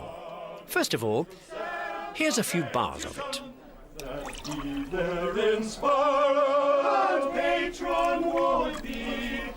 The song is really called To Anacreon in Heaven, Anacreon being the name of this 18th century London drinking club, where Anacreon members gather to sing bawdy songs, pinch the serving wenches, and get a little unfocused. Thank you, Maddie. That right there, if we had IP and copyright, we wouldn't have a Star Spangled Banner.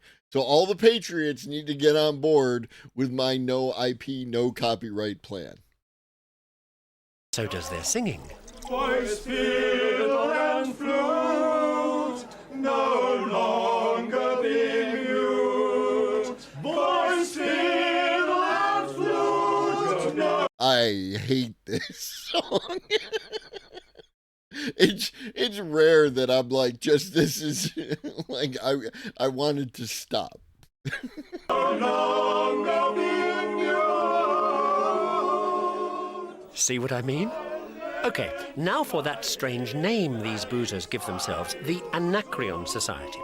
Anacreon turns out to be the name of a 6th century BC ancient Greek poet who, like these guys, is into erotica, alcohol, and general misbehavior. And why have a bunch of London lushes ever heard of Anacreon? Well, I'll get to that in a moment. But first, where are we? You remember Byron, who meets John Galt trying to get round the blockade that leads to the War of 1812, and star-spangled songs that really start with a drinking club named after Anacreon.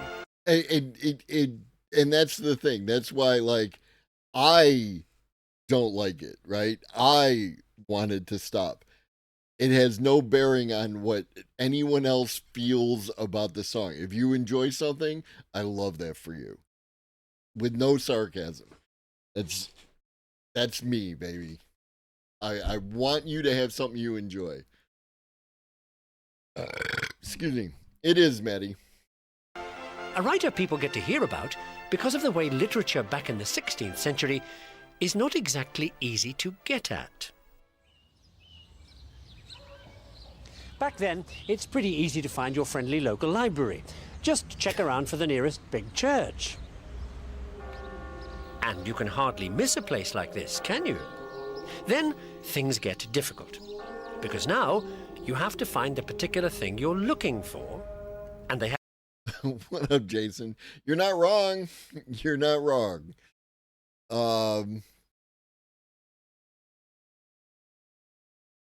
Yeah, you're not wrong. Haven't invented a catalogue yet. Okay, check the shelves. That's no good. There aren't any. Oh, yes.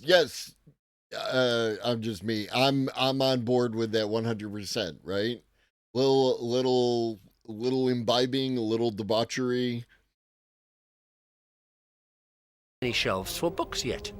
Just heaps of books. Okay, check the titles on the spines of the books. Sorry, no books with titles yet. Okay, ask the librarian. You've guessed. Most places don't have a librarian. So, rootling around is what you do in libraries. 1551, a French publisher called Henry Estienne is rootling around in Holland one day looking for buried treasure. Well, that's what it is. If you don't know, it's there, right? And in terms of the Greek manuscripts everybody's looking for at the time, buried is the right word. It's in the course of this literary archaeology that here he is. Henry Estienne comes across that Greek poet, Anacreon. Remember him? In the appendix of a manuscript about something entirely different.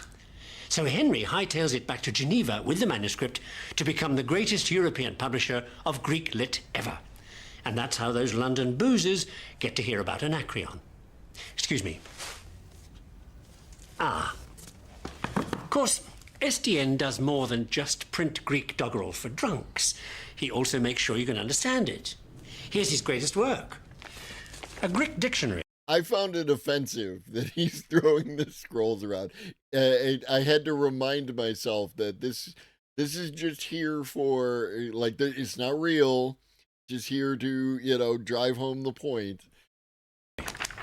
If the Greeks had a word for it, you'd find it here. Makes his name.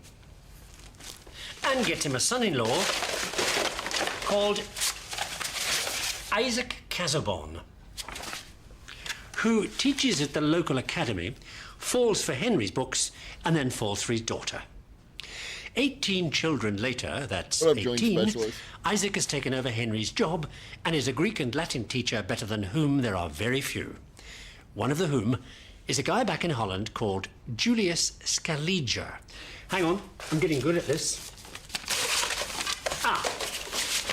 Scaliger, who writes to say how much he's enjoyed one of Isaac's books. Well, it's the start of a beautiful friendship. In the end, Isaac writes him 1,200 letters, about one a month. I say about. Scaliger would have known the exact dates.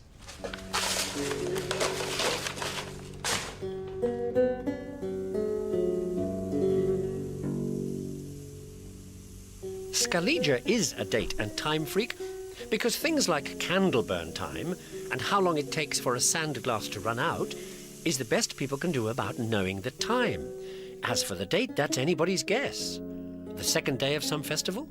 Or the 10th year of the reign of some king? The real problem is, it's all local. When some guy writing the chronicles of some monastery says things happened. So, Scaliger gets a grip on things with a giant chronology to pinpoint everything. He takes the 28-year solar cycle, multiplies it by the 19-year lunar cycle, and multiplies that by the 15-year ancient Roman tax cycle. Hey, why not? And gets a period in which these three cycles start on the same day, cycle through, and synchronize again. This takes 7,980 years. And the last time all three cycles synchronized was January the 1st, 4,713 BC. So that's kind of the year dot, right? And from that year, everything is fixed by where it comes on the three cycles. What up, Michael? So, for example, what we call 2000 is 239 solar cycles plus 21 days, 353 lunar cycles plus 6 days, 447 tax cycles plus 8 days. Now, when this thing gets published in what we call the year 1582, Europe decides to switch to a completely new calendar anyway. The calendar we still use today, as it happens. So, all Scaliger's work is instantly useless. He must have felt like taking a gun and pulling the trigger. I don't know. This is all news to me. This whole this whole calendar, and that had to be a thing, right? Like you spend all this time working out some kind of calendar, and then they just come along and say, all right, we're gonna do this. What up, Samsons? Which is something his Dutch boss, Prince Maurice, is good at. Well, getting troops to. Around 1600, Maurice is running a large part of Holland. Can we use, I forget, it was the Julian and now it's the Gregorian, or was it the Gregorian and now it's the Julian? Because whatever we use now is what they changed to at that time. I just don't remember. Maddie? And he's very keen on new weapons technology.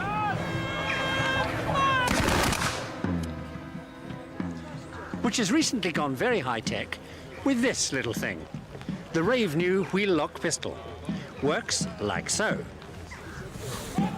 Pull the trigger, that releases a wound-up spring, pushes a metal striker that hits a flint, it sparks, ignites the powder, bang. Being wound up and ready like that also means you can fire the pistol from horseback. The other new thing at the time is muskets with paper cartridges. You just bite off the end, pour in a measured charge, speeds things right up. It means you get a shot off every 2 minutes. Maurice brings it all together into an army ready for anything, including his final innovation, firing by ranks.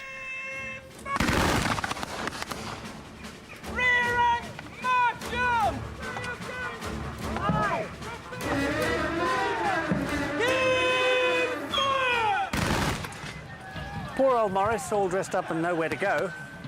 In spite of his winning ways, he never does get the chance to prove that he's got what it takes for big league warfare. The man who does, and who wins so many battles he turns Sweden into a world power for all of 15 minutes, is the King of Sweden, Gustavus Adolphus. Samson's, the fact that October is the 10th month and not the 8th month indicates to me that there's a problem with the entire thing and it should be replaced with something correct. In 1631... In December, right? Like, come on. Gustavus ups the ante with artillery. You pound a weak spot in the enemy ranks with heavy cannon fire. Then you send the cavalry into the confusion to mop up. Gustavus's armies win all their battles with this new trick because Sweden has tons of iron and copper, essential raw materials you need when you want to be good at killing people. A talent that, as you will see, runs in Gustavus's family.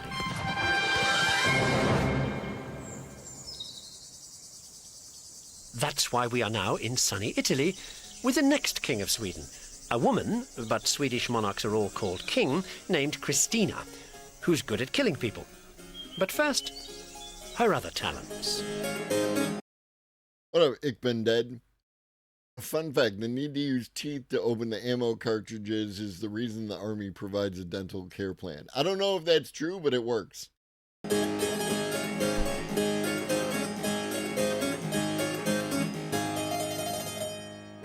Christina abdicates and runs away to Italy, where she has an affair with a cardinal, and protects this composer here, Scarlatti, from Vatican intrigue, as well as saving Roman Jews from persecution. I do not.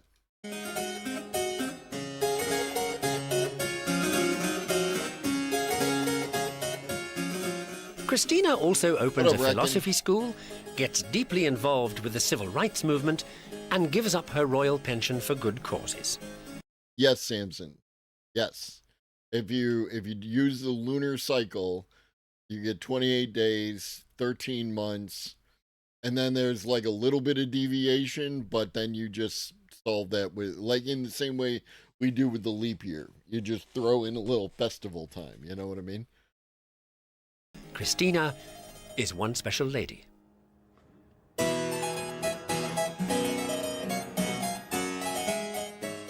Which only leaves the bit about killing people.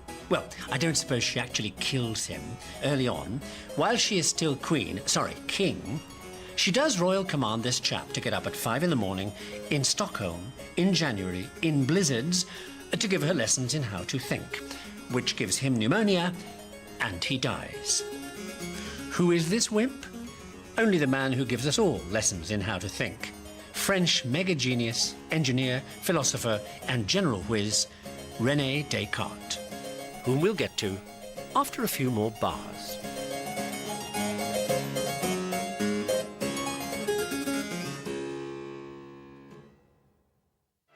Okay, where are we?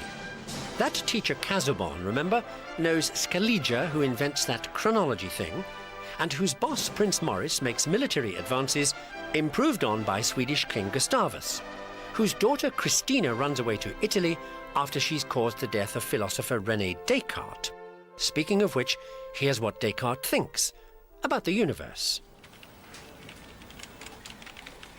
Descartes thinks the universe works a bit like this modern water supply control centre, because back then, water power runs everything. So Descartes thinks of everything, plants, animals, people, like machines operating on some kind of fluid power, moving their bodies with valves and pumps and stuff, sending fluid along tubes to make your muscles work. Yeah. The Aristotle was a bugger for the bottle. Oh. He even takes this mechanical approach to the way the human brain works. And since your brain controls your body, he reckons it's a kind of fluid control center, like this one is, sending fluids down the nerves. Of course, brain fluid is invisible because, well, nobody's ever seen it. Mind you, one English chap tries.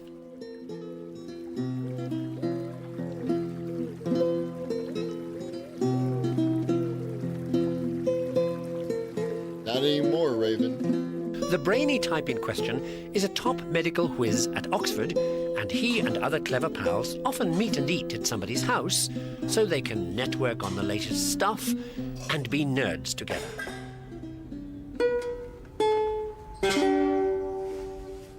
This is the guy, Thomas Willis. The wonderful thing about the past is you have to keep remembering the real world around them. I mean, these guys live at a time when they punish criminals by cutting them into 4 pieces. The sewage in the streets would make you throw up. And yet here they are, 17th century propeller heads, making like MIT. Surrounded by disease and filth, with people being taken seriously dead of old age at 40, these guys are designing incredibly delicate instruments like this to observe, the vacuum, barometric pressure, the lunar effect of the tides, the nature of the blood. Willis himself takes on the last great nerd's challenge. How does the brain work? And in 1664, he comes out with a book that will be the last word in brainology for 150 years. Here we are, the first time the new Descartes mechanical approach has been taken in medicine, and a rave bestseller all over Europe. The reason Willis blows everybody away with this load of scribble is because his books have some of the best brain pictures you've ever seen, before or since. Take a look. The first modern view of the brain. Which bit does what? And Willis is the first person to finger this bit as having something to do with running your autonomic functions, heart, respiration, that stuff. And you're a neurologist? Thank Willis for having invented the word. Pretty amazing stuff, eh? Ho-hum to Willis's pal, who does all the drawings. Well, take a look at what else he draws.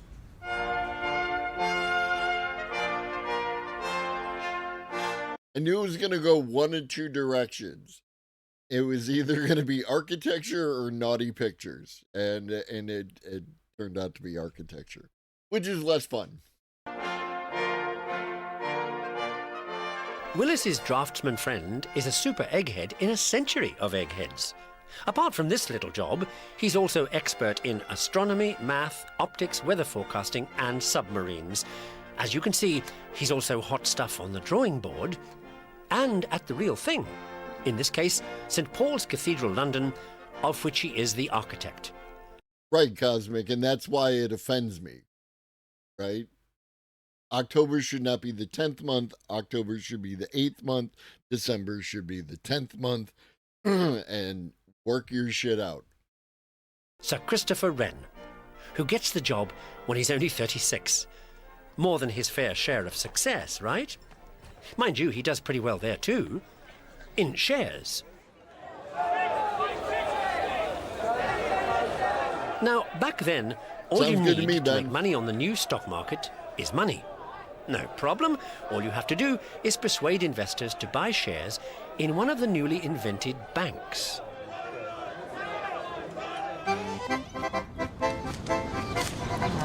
It's the French who try it first, persuaded by the guy who thinks up this nifty new idea, a Scotsman called John Law.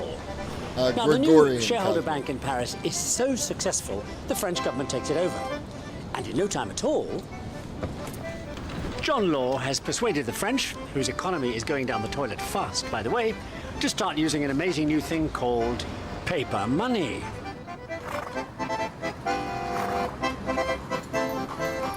In 1717... Terry Pratchett books, Discworld series.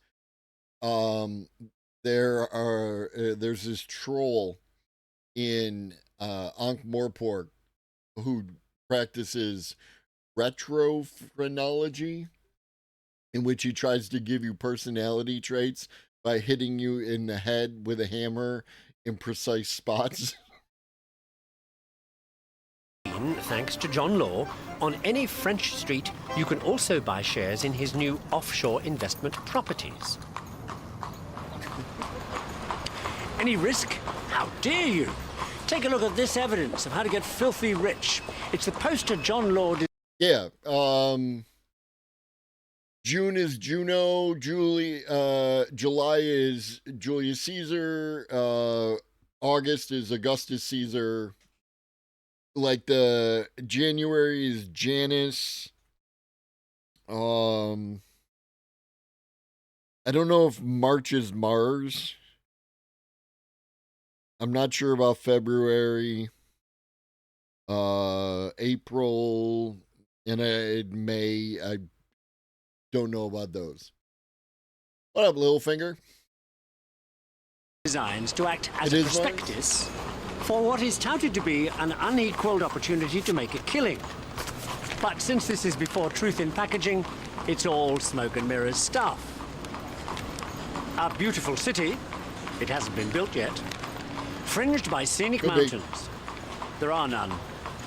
With obedient and hard-working locals, that'll be the day. And ships coming and going, loaded to the gunnels with emeralds, gold, and silver. In your dreams. Well, French little old ladies put their savings into this scam like they were going to make 1,000%, which some do. And Law uses the cash to found a capital city in his overseas investment paradise called Louisiana, and naturally gives the city a French name, New Orleans.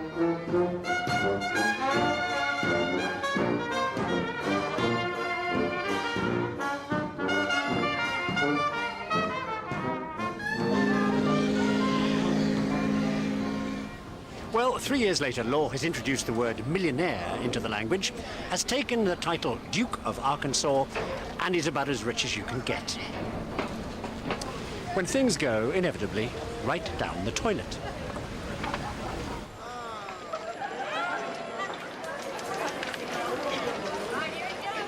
See, the only legal thing about John Law is his name.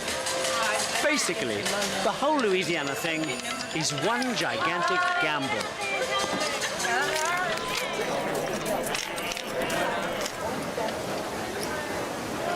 Of course, it all goes wrong.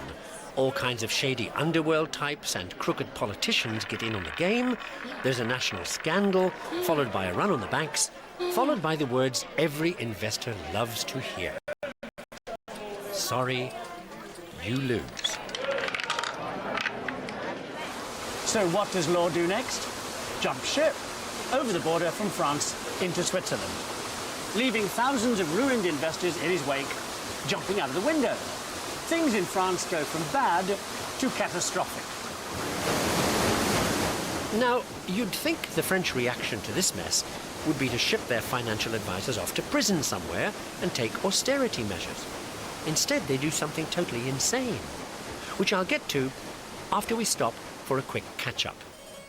You remember Descartes and his mechanical view of the brain? And Willis's brain book with pictures by the guy who builds St. Paul's and who also makes money in stocks and shares, as does John Law with his great Louisiana scam that bankrupts the French economy when it all goes wrong. Now for the bit I mentioned about insanity. This. The penniless French actually bankroll the American Revolution, a matter which must have been the subject of severe embarrassment at the military debriefings held when it was all over and the impossible had happened.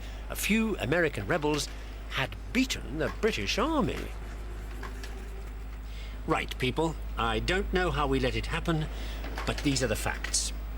The John Law disaster sends the French economy down the tubes, as you know. Well, that makes sense. Next slide, please. The key player in what happens then, a French guy called Caron de Beaumarchais.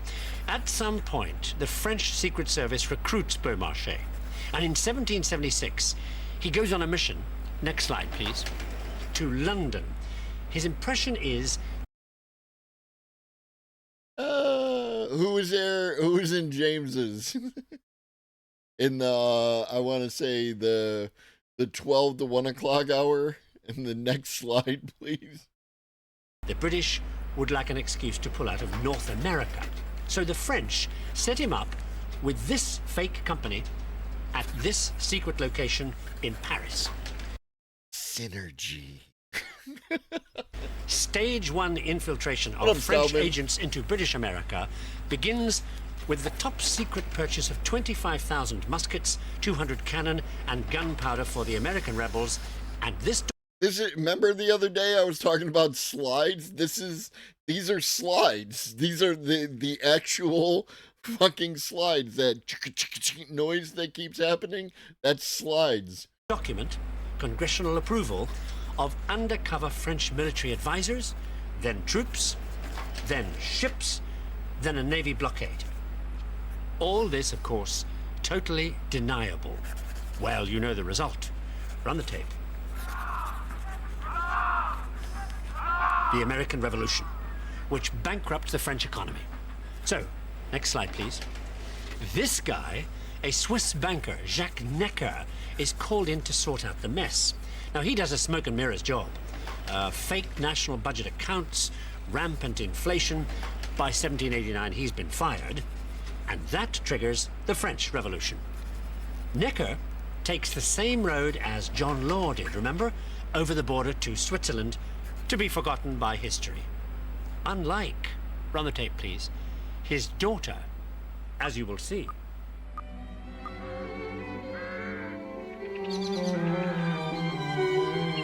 We used to have this combo thing where you would start the slide projector alongside a tape recorder.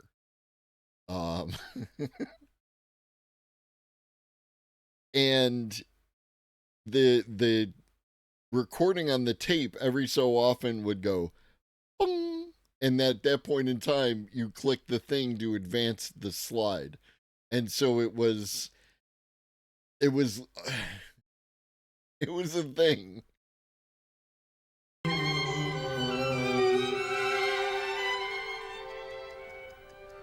Necker's daughter marries and becomes Madame de Stael, well known as the author of a book on German culture and a general pain in the ass. Most of her life is spent in bedrooms with more lovers than she can count, and with crowds of fans who sit around in the same bedroom while she surrender your ships. We will add your biological and technological distinctiveness to our own. Resistance holds forth. Whoop. What up, Raiders? What up, Paradigm? What up, VCC TV? Y'all should be following Paradigm, the tribal chief. I I'm going to assume most of you know me, and if you don't, I talk about AI, automation, robots, and future tech. We're currently finishing up an episode of Connections, and yeah, and it's cool. On any subject you'd care to name. These exercises in vacuous chatter become known as salons, and gestalts become famous all over Europe. One thing this lady does not lack is an opinion.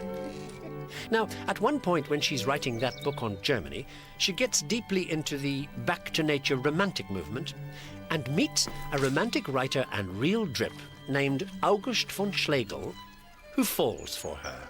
August.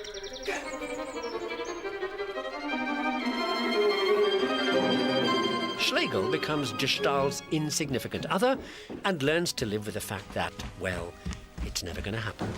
So he settles for the role of lapdog and breakfast maker.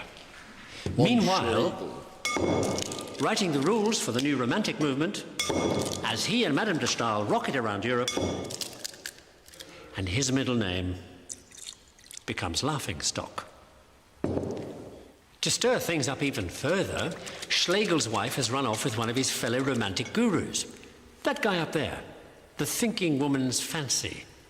Friedrich von Schelling, who applies the romantic principle to everything and invents a new buzzword. Nature philosophy. Now, the ingredients to the new nature philosophy are quite simple. Nature, overall, has oneness and symmetry. And according to friend Schelling, if you're one of the new Industrial Revolution scientists, oneness and symmetry should be your major project. Well, for most of them, that's easy to say. Just a little bit of oil in the pan, huh? But where to start first? It's a chicken and egg problem.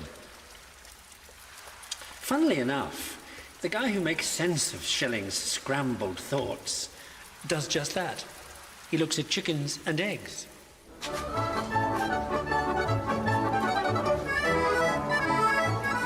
The guy who eggs everybody on to further study of oneness and symmetry lives here in Estonia.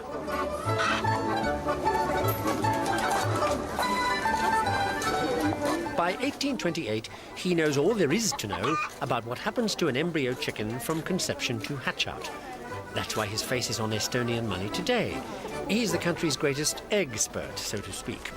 Here he is, this henpecked type, name of von Baer, a medical doctor whose research discoveries tend to make the scientific feathers fly, even today.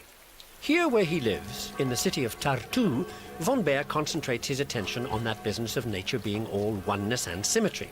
As a result, wait for this, he classifies every living thing into 4 different symmetrical shapes.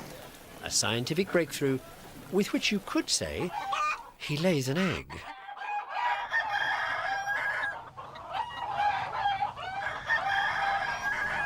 Well, things are symmetrical, aren't they? Underwhelming kind of discovery, wouldn't you say? It's at this point that von Baer chickens out of the symmetry business and starts the work that I've been making all those bad jokes about.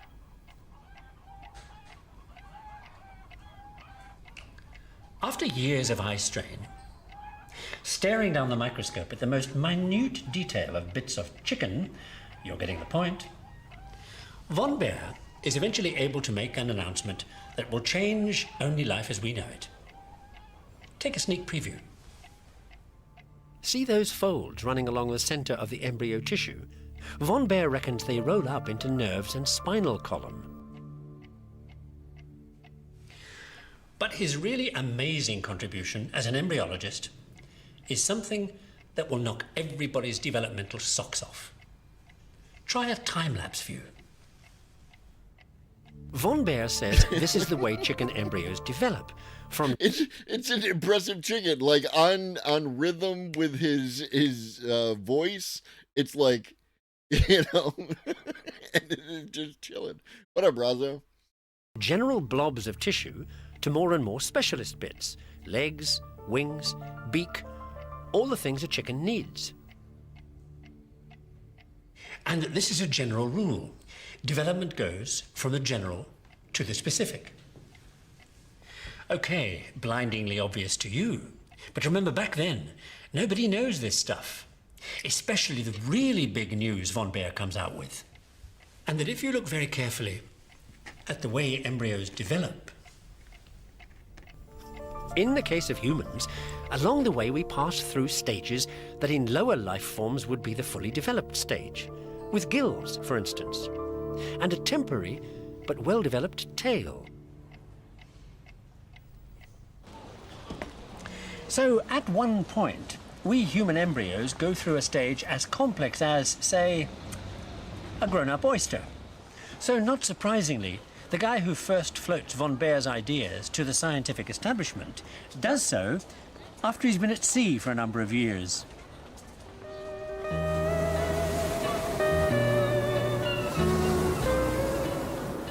He does his work in places that are holiday destinations today. New Guinea, East Australia, the Pacific, that stuff. He's a young naval officer called Huxley, and his obsession at the time is picking up on that developmental work of von Baer's. Like, does it happen under the water as well? So he spends most of 4 years, between 1846 and 1850, splashing about in the water every time they park the boat. Well, Her Majesty's ship Rattlesnake, actually, which is doing an absolutely grip. I mean, maybe it was in the 90s. I don't know. Most places with a coast can be a tourist destination. So, Big survey of the South Seas. But what turns Huxley to jelly with excitement is this. Jellyfish. I suppose the really convenient thing about these blobs is that you can see through them. So you can make all kinds of acute observations about how to chop them up before you actually do it. So Huxley does make acute observations. Well, more like earth-shattering discoveries, actually.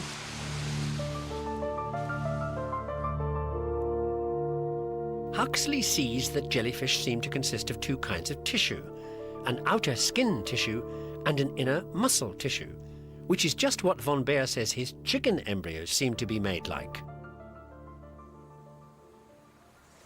So, earth-shattering bit coming up now, is the humble jellyfish, lower and simpler than which it is difficult to find, connected in some way to chickens?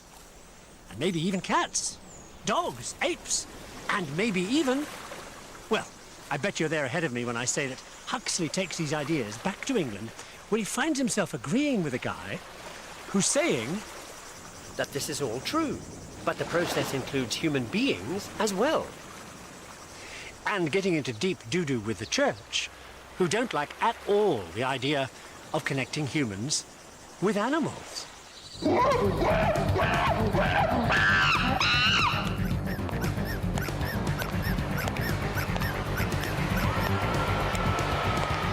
Ladies and gentlemen, in the blue corner, theological champion for the Church of England, Oxford Bishop Soapy Sam Wilberforce. In the red corner, representing science, the thinking woman's fancy, Dr. D.H. Huxley. And now, ladies and gentlemen, some of the highlights of this incredible match. And the bell goes. Wilberforce goes straight for the juggler. Everything the man writes is hypothetical. There's not a fact in sight. Huxley parries. The book is full of facts. And as for it being hypothetical, so is the wave theory of light. And yet you are prepared to accept that. Another Sunday punch from Wilberforce. Species simply do not change. If you look at ancient Egyptian tombs, there they all are exactly the same. Cats, pigeons, people. Huxley comes back with a right cross. This is the best explanation for where species come from so far. And now, the killer exchange. Tell me, which of your grandparents was descended from an ape? Huxley's on the ropes, and then... I'd rather be related to an ape than to a man of ability and position who used his brains to pervert the truth. It's a knockout! It's a knockout!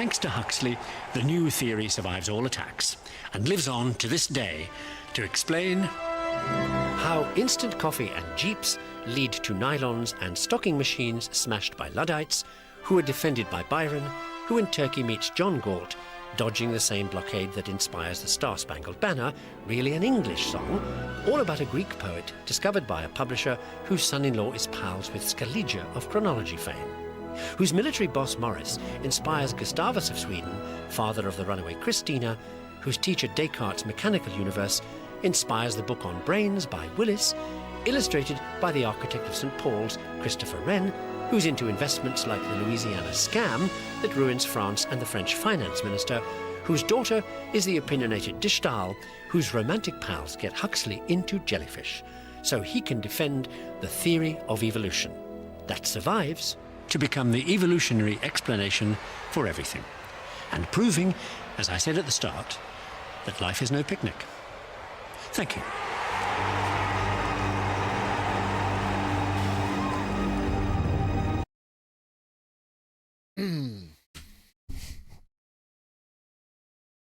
I hope you enjoyed this episode of Connection. Yeah, I'm a huge fan of the immortal jellyfish. You know, and I love we've got tardigrade emotes created by excuse me, Old Lobster. All right, time to get back to the AI stuff. Why Perplexity will fail. If you're not familiar with Perplexity, Perplexity is an AI search engine. And it's quite good. A lot of people really like it. I don't use it as much as I used to. Greetings, my fellow. No, we already did you. In only 3 years, Perplexity have reached millions of users, billions in valuation, and processes billions of user queries per year. But history has shown us time and time again that this is no guarantee for sustained success. With OpenAI and others entering the market, Perplexity is facing strong competition that they may not be able to overcome. This is why Perplexity will fail.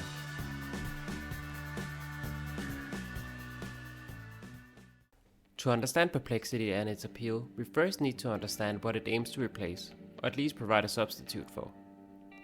For the past 20 years, whenever we wanted to find answers to something, we would go to Google.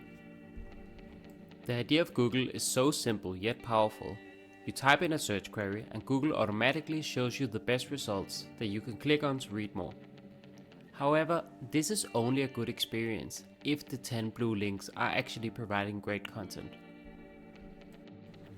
Over time, money-hungry companies learned that they could earn a lot of money by being on page 1 of Google. In fact, according to some sources, less than 1% of users go to page 2 of Google. This naturally incentivized companies to game the system, meaning optimizing their website for Google rather than the humans that are actually reading the content. This is called search engine optimization, or SEO for short. It spawned a whole industry that is selling for billions of dollars each year. You can, for example, buy links to your website, people that will write long blog posts. Ben, do you feel that it provided you an improvement or no effect, right?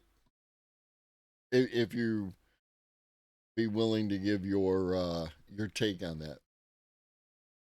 On your website, or other advice for how to change your website so that it is more likely to appear higher in the search results. To add to that, when you search for something on Google, the first thing you will see is ads. Because if you cannot organically appear on page 1 on Google, you may be willing to pay to be there instead. So not only do we have people trying to game the ranking system, but also people paying to appear first. All of this means that the actual good content is being pushed further and further down. And then, what up, Zach? People talk about, Google was ruined by the AI slop. No, Google was ruined by search engine optimization, right? SEO is what ruined Google. Come at me, bro. Someone told me that Google is trying to see how much they can degrade the search results before people start complaining. I would not be surprised. It feels a bit like a once beautiful garden now overrun with weeds. You still remember how much joy the garden used to bring you, but you must admit that it is no longer what it once was. And where's Google in all of this? Well, they invented what is by some called the best business model ever made. Because when people are searching on Google, they are being shown ads. And the advertisers are using an auctioning system so that the highest bidder will appear there.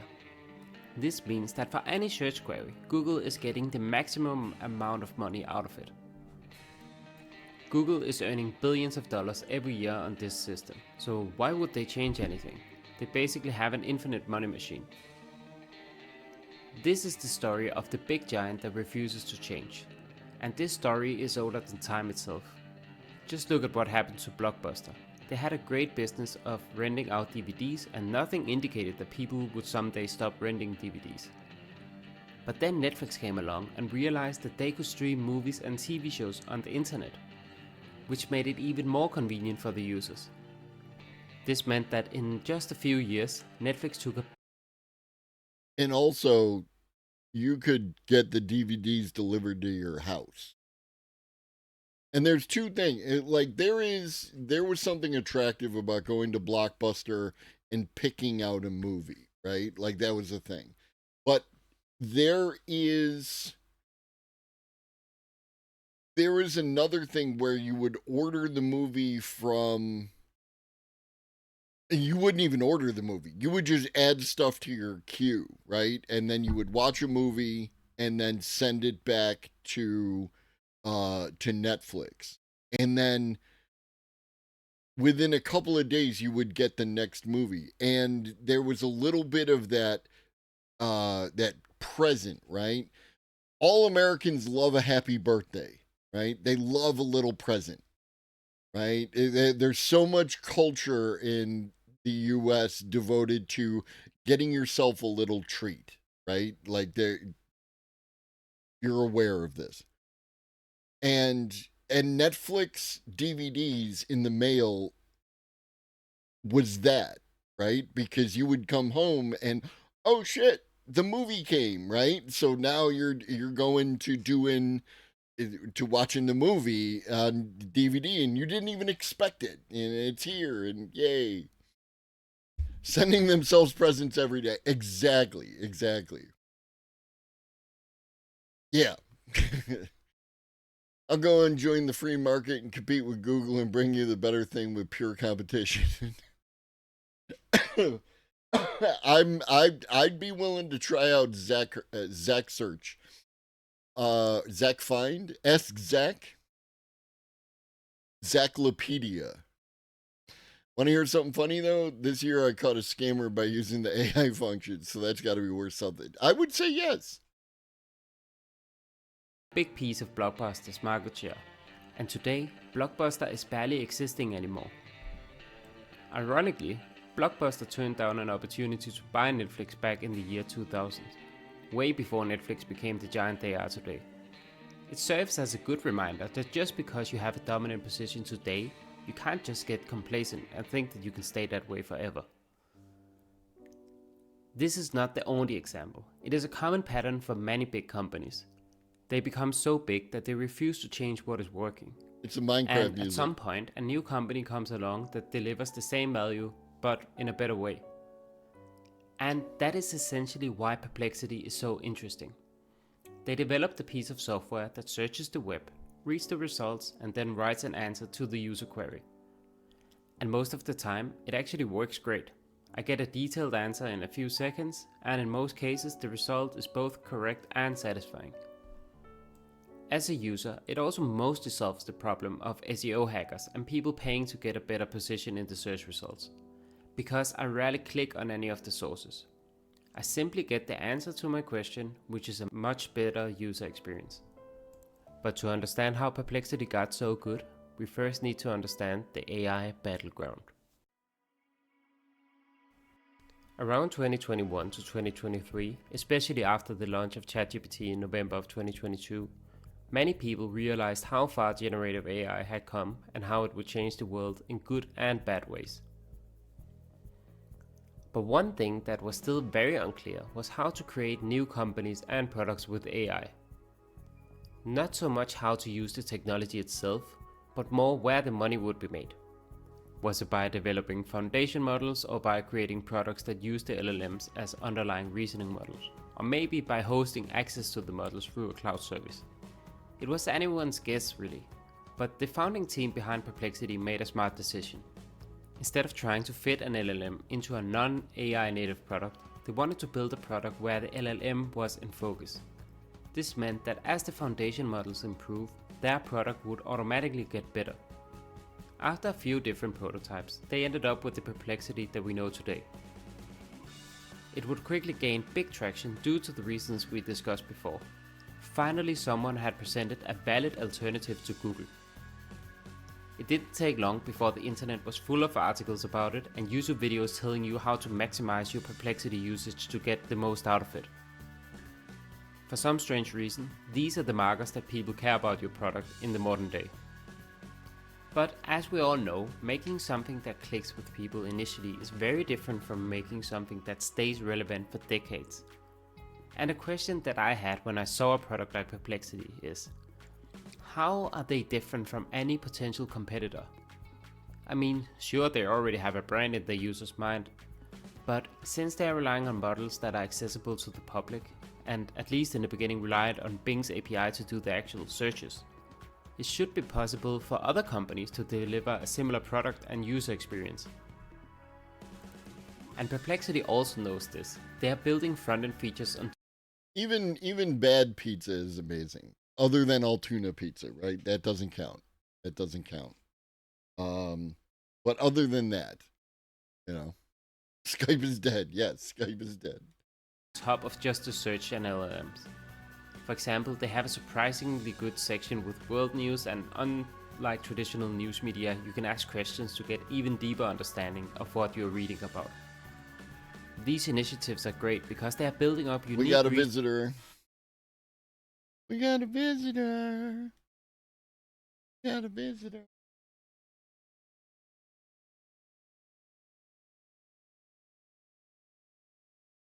Stampy time. Little break in the action.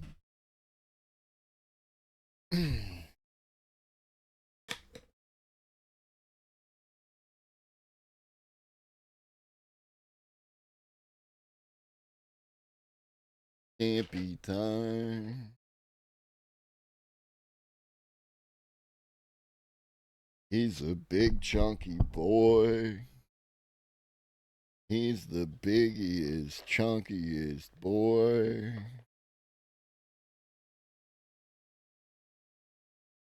He's just out here getting snacks and getting pets because he's the chunkiest boy. Descartes, not Sartre.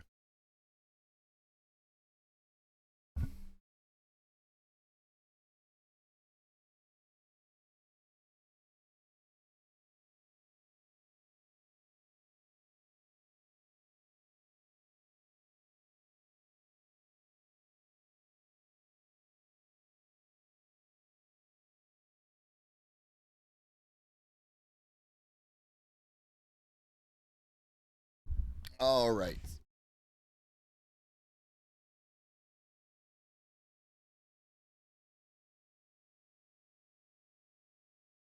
Take a nap. Take a nap, big fella.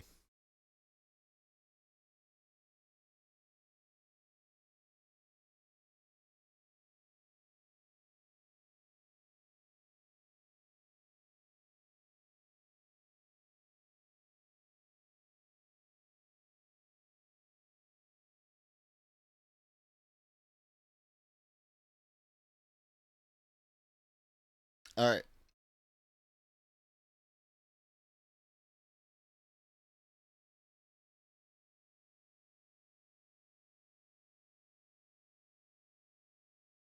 Oh, the music? I don't know.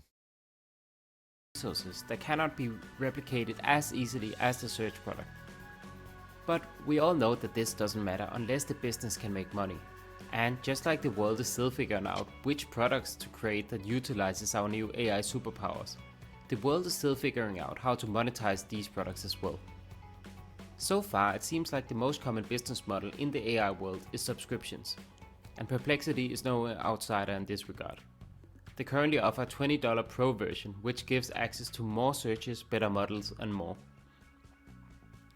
And currently this is working quite well for them. Some reports say that they now have $100 million in ARR, which is objectively impressive for a company that is only a few years old. Given that this is the case, I'm sure that plenty of you are already down in the comments suggesting that the title of this video is more clickbaity than the worst of the 10 blue links from Google.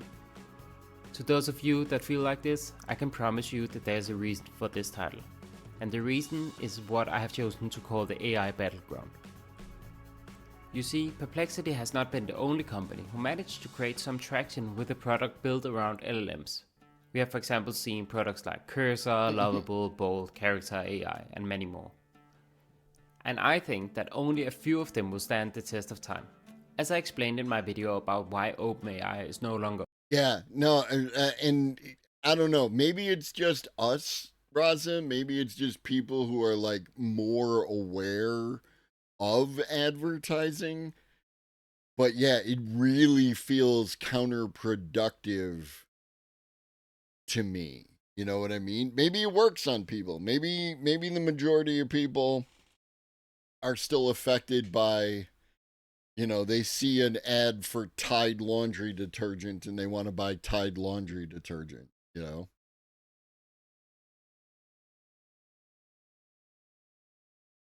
Open source. LLMs are becoming a commodity, meaning that there's going to be much more competition, especially with the rise of open source models. This means that if a company such as OpenAI is going to stay relevant, they need to lean more in. Zarian, like, and I say this as a person who once felt that same way. Like you know, I too talked about Super Bowl ads, but now where I'm standing now, from this point of view, it's really weird behavior. You know, it's like so bizarre. But I know at one point in time I was one of them. And I don't like welcome to the weirdness. Into building products rather than just building models, because that is where the money is made. Having ChatGPT is a great start, as it has nearly 300 million active users, but just having a chatbot is not enough. In the last couple of weeks, we have heard reports that OpenAI is wanting to buy Cursor's competitor Windsurf for $3 billion. And while they did, we don't know whether the deal will be made or not, it just shows how committed OpenAI is to compete directly with the product that uses their LLM. And as I'm sure you are aware, you can now create images directly from ChatGPT, meaning that many users will simply use ChatGPT rather than signing up for something like Midjourney, because they are already using ChatGPT. From ChatGPT, you are also only one click away from creating videos with Sora, and now you can back that up. look at him.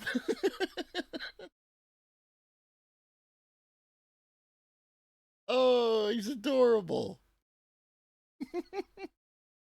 one click away from creating videos with Sora, and now you can even do web searches. This is a big blow to Perplexity because, just as with Midjourney, if you are already paying $20 per month for ChatGPT, why would you also pay to use Perplexity when a substitute is right there in front of you?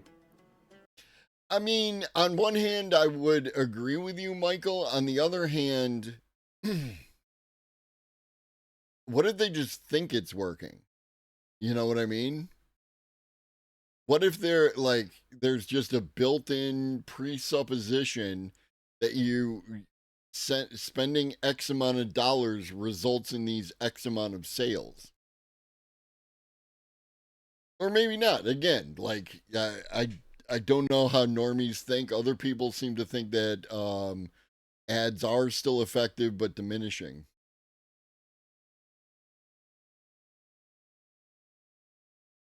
Yeah, no, and that's honestly at this point in time, because of things like streaming services, I generally find commercials incredibly intrusive because you're watching a show. It's very intense, and they're, waiting for the thing to happen, and then, would you like to buy a car? And that shit is annoying as fuck. So essentially, OpenAI is bundling more and more AI products into one ChatGPT subscription, making it the obvious choice for many users. With one subscription, you can get access to chat, image generation, video generation, and searching, and in the future, maybe even more things. And there's a reason why companies are bundling products together. It actually works. Just look at how Teams outcompeted Slack, because it was bundled with Office 365 that companies were already paying for. There's a reason why governments around the world are going after Google's bundling strategy on Android. Bundling products together works. If Perplexity wants to succeed in the many next years to come, they need to come up with a really good answer to why would anyone use their product when SearchGPT exists. And personally, I think that Perplexity's search product is better than SearchGPT. But I'm not sure if it will stay that way, because OpenAI has a big incentive to keep improving the product to get more and more usage.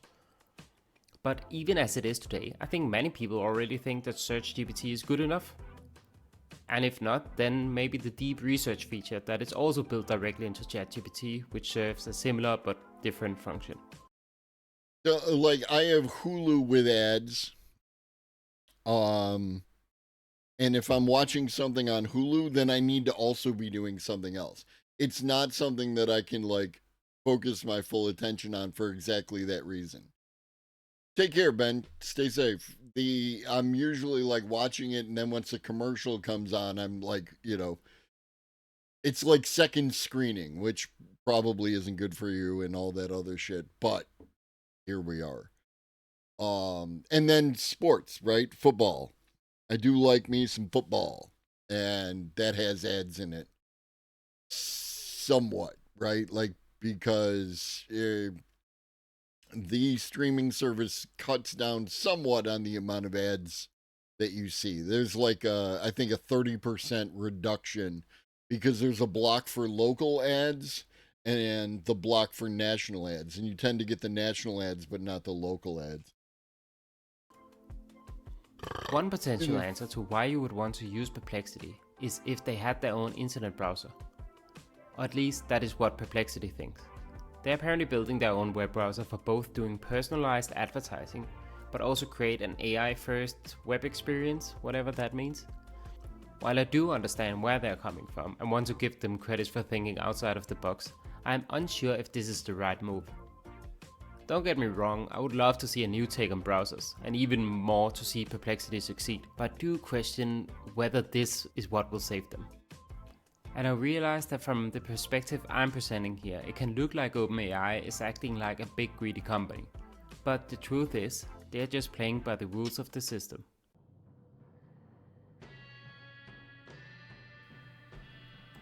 One of the things that makes the internet special is the fact that it often leads to a winner-takes-all scenario, because of network effects and economies of scale.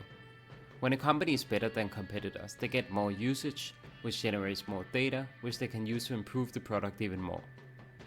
And as they do this, they get the ability to make it cheaper and cheaper. This means that when a new platform switch happens, it is very important to get an early head start. Think about YouTube, for example. Why would you ever go anywhere else if you want to watch videos? And if you're producing videos, why would you ever publish them anywhere else? Capitalism is like a game with broken rules. The more you win, the easier winning becomes, until no one else even has a chance to play. Some would argue that this is a good thing, because it means that the users are only getting the best experiences. The best video platform, the best search engine, and perhaps soon, the best chatbot. But the problem with all of this is that once a company becomes a monopoly, they are incentivized to extract value from the users. Just look at what happens with Windows. For most of my life, I really thought that Windows was a great operating system, but with Windows 11, they introduced ads inside of the OS, and they're actively forcing you to use Bing when you're searching for files on your computer. I mean, Microsoft, come on. Microsoft can only get away with this because most of the I use Windows Explorer to search for files on my computer. users are so used to Windows that they would never switch away. So they are actively worsening the user experience to earn even more money. And no one could stop them, because how can you compete with Windows? I use Linux, by the way. This is why we need competition. We need competition to make sure that if a company starts misbehaving, users have an easy way to switch to an alternative.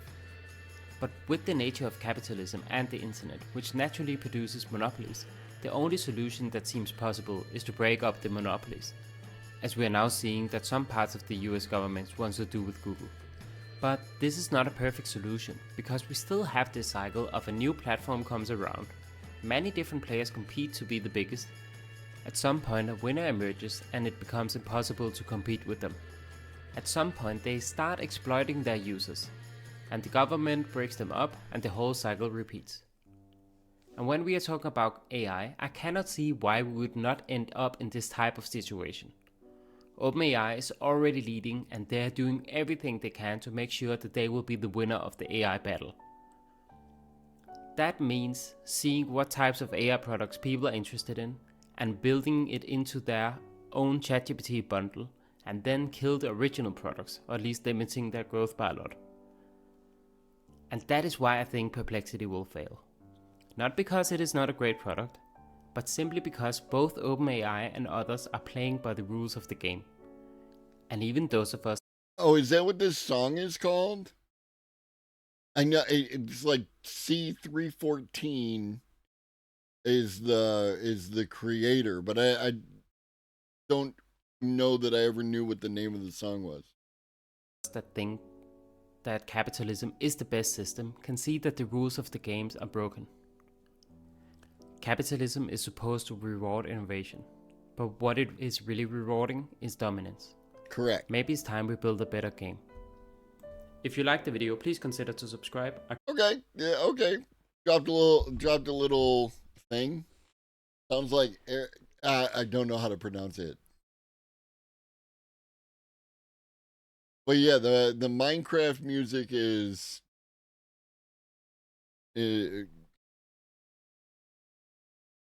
Minecraft music.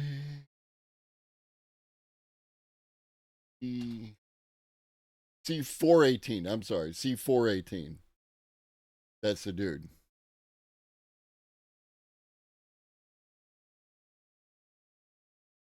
What up, old lobster? Were you not here? I thought you were here.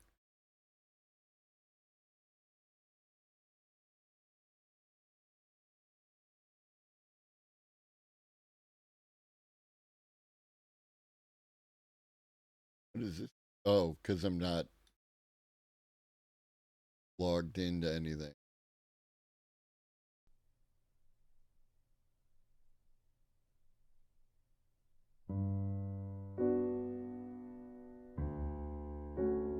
Huh.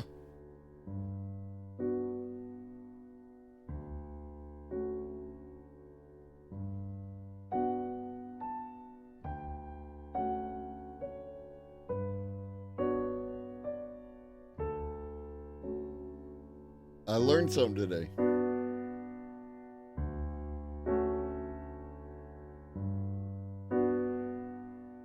It really does. It's like so... It's Debussy? Okay.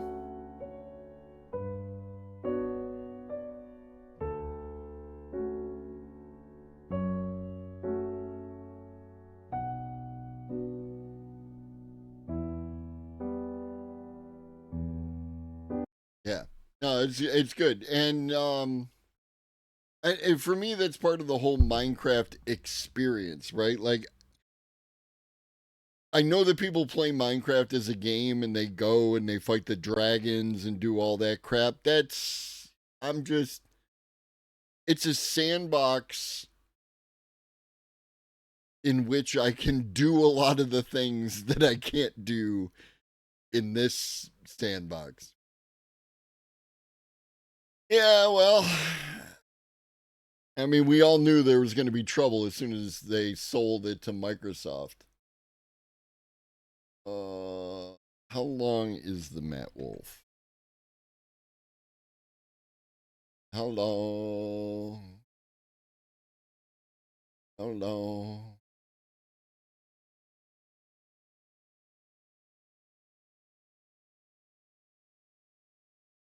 $25 minutes? All right, sounds good. As with every week, there's been a ton of AI news. Hold on. Hold on, big fella.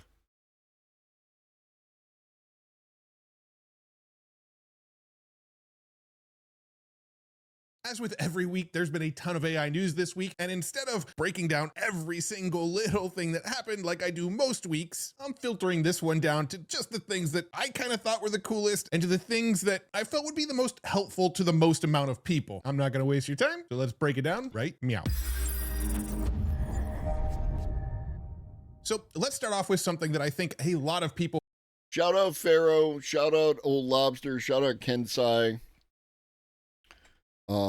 Shout out Michael, all the people, exclamation point mushroom, playing the game.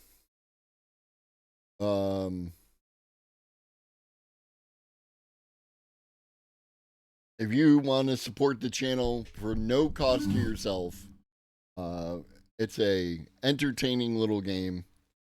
And all you got to do is hit levels. All you got to do is hit levels.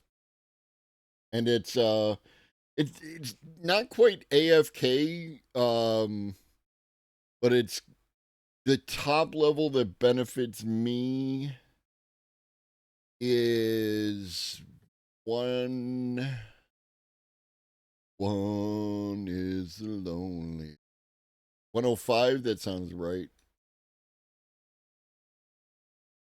One is lonely. Ever do. Two can be as bad as.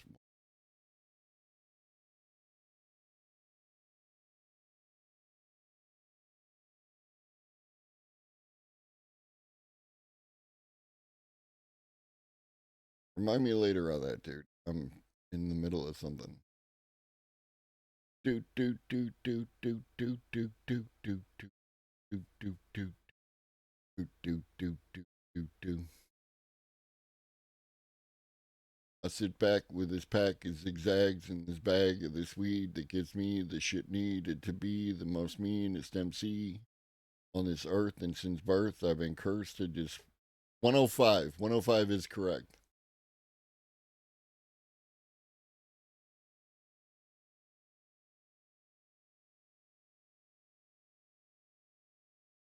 Will find very helpful. This week, OpenAI put out this little guide called When to Use Each Model. If you're on one of the paid ChatGPT plans, you probably realize there's a ton of different models. You've got 4.0, 4.5, 03, 04 Mini, 04 Mini High, 01 Pro Mode, GPT 4.0 Mini. You have so many different options, and well, they can be confusing. Like, why would I use 4.5 over 03? And that's what this quick guide aims to help you with. Now, they call it the ChatGPT enterprise 69 models and limits, but what they explain here really goes for whatever plan you're on. You don't need to be on an enterprise plan for this to be helpful. But really quickly, here's why there are so many different models. Over at OpenAI, they're constantly testing new.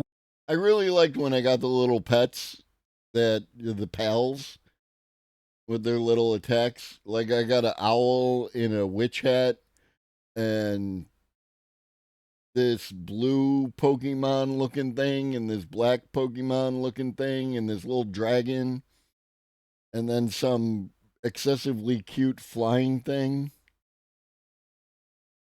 And I'm a mushroom wizard on a flying surfboard. ways to improve the models. They're doing things like adding chain of thought thinking after you give it the prompt. Chain They're of pushing thought. out sort of new checkpoints that are probably midway through a bigger training. They're constantly just testing different ways to improve upon the models. Now, what ends up happening is that it may really, really improve a model in one area, but then actually cause the model to perform worse than older models in other areas when they do these little experiments. And so instead of Agreed, Pharaoh. The game that I've had, like, fuck, I don't even know how long I've had this game. It's called Smashing 4, and it's a billiard physics. You get 4 dudes, they get 4 dudes, and based on what each of the dudes do, they have bonus abilities, and you. Hey, somebody hit level 70. I hit level 70. Check me out. And I've had this shit on my phone for like over a decade. I don't know how long. However long it's been out, I think I've had it, right? And there are no ads in the game at all. There's no forced ads in the game at all. There are the ads, like you said, where you can do the ad to get additional stuff. I'm a huge fan of this. This is how it should be, right? I should not have to, be forced to look at ads, but you can incentivize me to look at ads. If I'm forced to look at ads, I usually uninstall the game within like a week or two.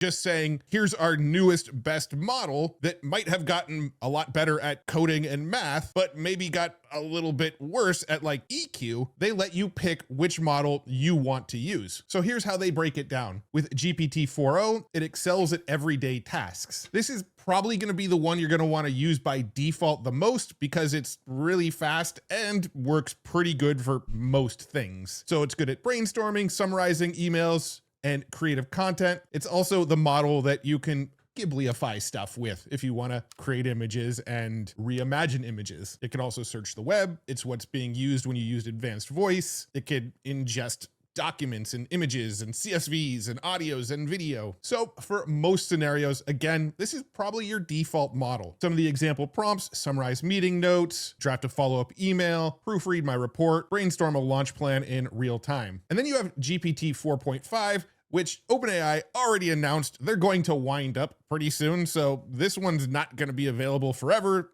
We already know it's going away probably within the next month or so. This one is best at emotional intelligence and clear communication. It's best at creativity, and it's more collaborative. This one I find is probably the best if you want to have it help you write an article or write a tweet or something like that. It sort of nails that realistic voice pretty well. Here's some example prompts: create an engaging LinkedIn post about AI trends, write a product description for a new feature launch, develop a customer apology letter with an empathetic tone. Then you have OpenAI O4 Mini and O4 Mini High. Personally, I almost never use these ones. I don't really have a huge use case for them, but here's how OpenAI describes them. O4 Mini is good for quick STEM-related queries, programming, and visual reasoning. Some examples: extract key data points from a CSV file, provide a quick summary of a scientific article, quick fix this Python traceback for me. And then O4 Mini High is essentially the same model, but more compute and more thinking time added on. So it's better for advanced coding, math, scientific explanations, and it thinks longer with higher accuracy. So example prompts: solve a complex math equation and explain the steps, draft SQL queries for data extraction, explain a scientific concept in layman's terms. And then you have O3. This is the one I use probably the second most behind 4o. This one's great for complex or multi-step tasks: strategic planning, detailed analysis, extensive coding, advanced math, science, coding, and visual reasoning. This is one where you can give it a lot of information and have it sort of analyze all of that information and then return to you with a response that sort of takes it all into account and did a lot of analysis. O3 also has a tendency to really like to create tables. So it likes to take all the information you give it and then create like a table with like 3 or 4 columns in it and sort of break things down visually like that. It's really interesting how it tries to do that with almost every prompt, even when it's not necessary. Example prompts: develop a risk analysis for market expansion, draft a business strategy outline based on competitive data, run a multi-step analysis on the CSV, review pipeline metrics, visualize the data, and search for new top of funnel strategies. And then you have OpenAI's O1 Pro mode, which is good at complex reasoning. Oh shit, I'm a storm priest now. My mushroom dude is a storm priest.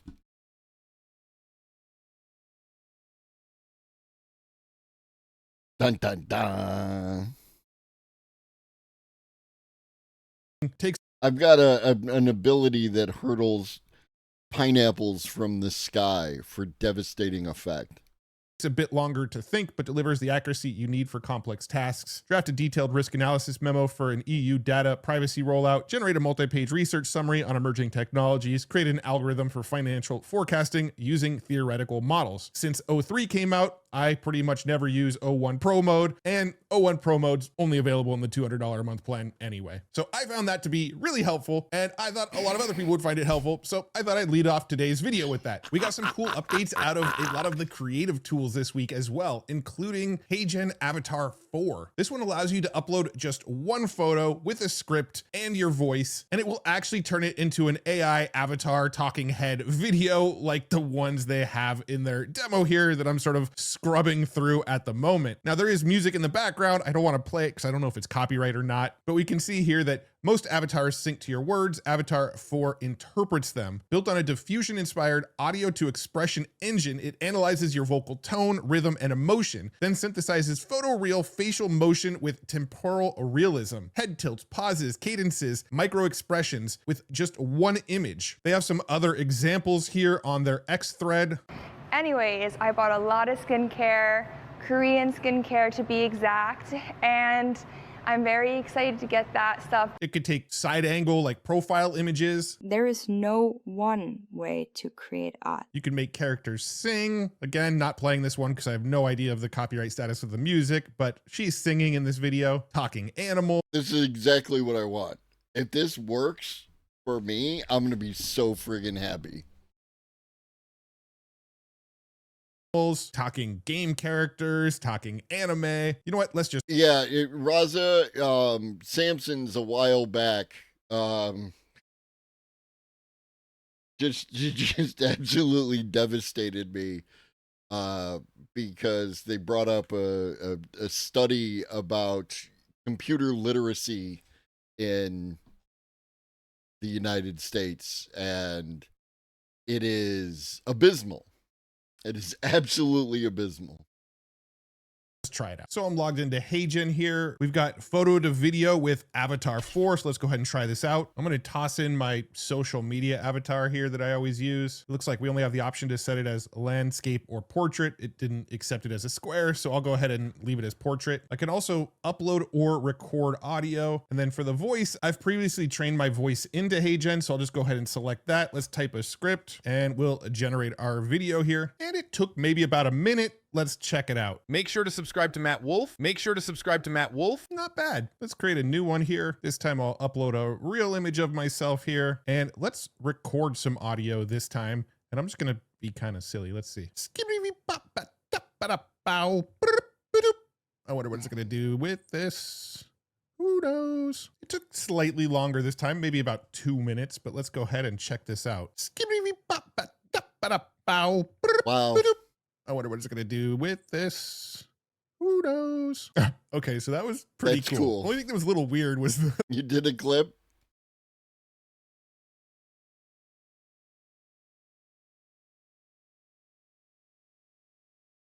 I thought a lot of other people would find it helpful, so I thought I'd lead off today's video with that. We got some cool updates out of a lot of the creative tools this week as well. I feel like I owe you a better one without him talking. Here, I'll give you a full camera.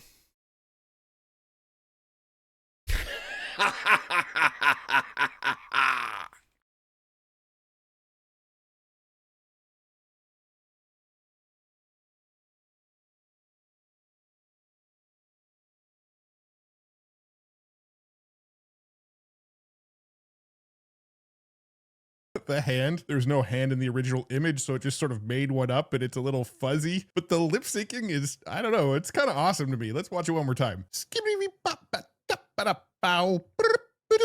I wonder what it's going to do with this.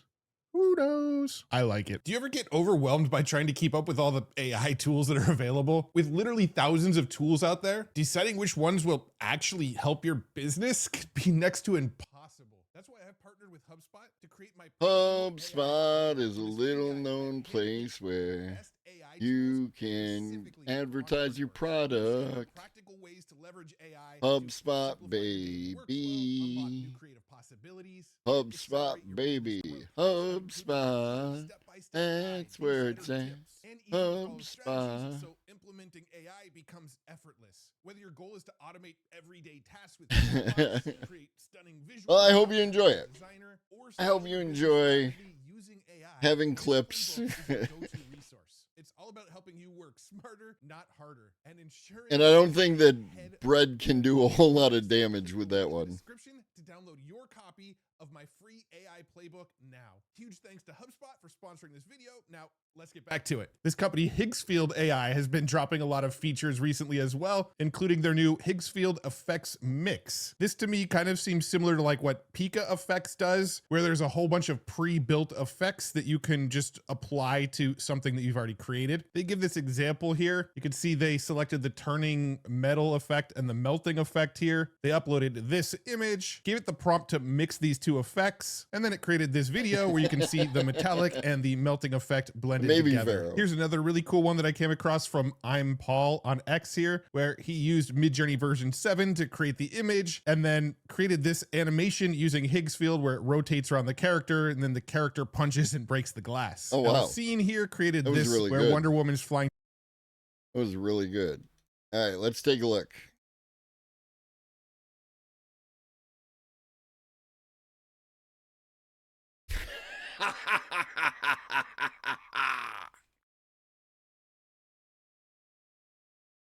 Perfect.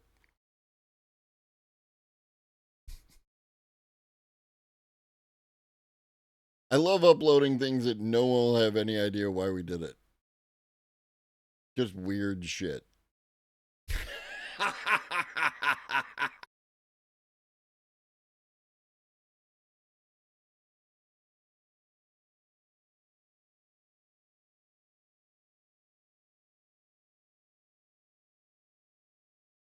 Actually, no. Too full.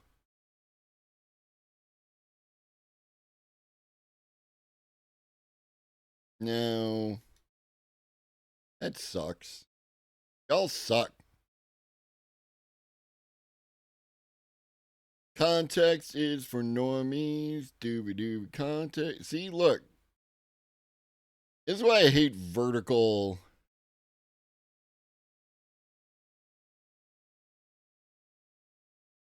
I don't I don't appreciate that we decided that this is the default. This should have been the default. This should have been the goddamn default. Right? Because then you get fucking widescreen like your television instead of like this vertical bullshit. Like, who does this?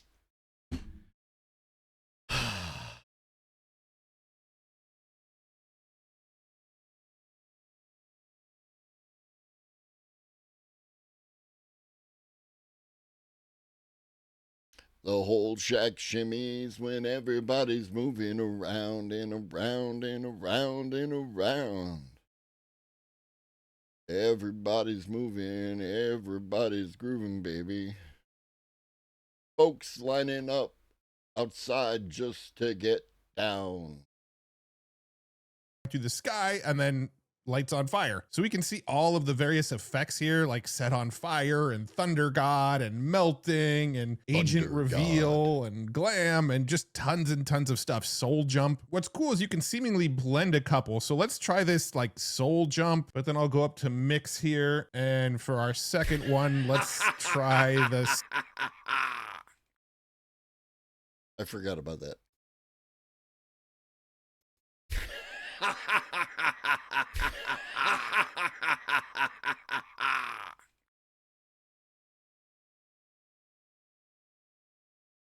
What up, Van Briggs? Who does that? People who use their phone and are on the go but still want to check stuff out of their favorite content people? Yeah, but like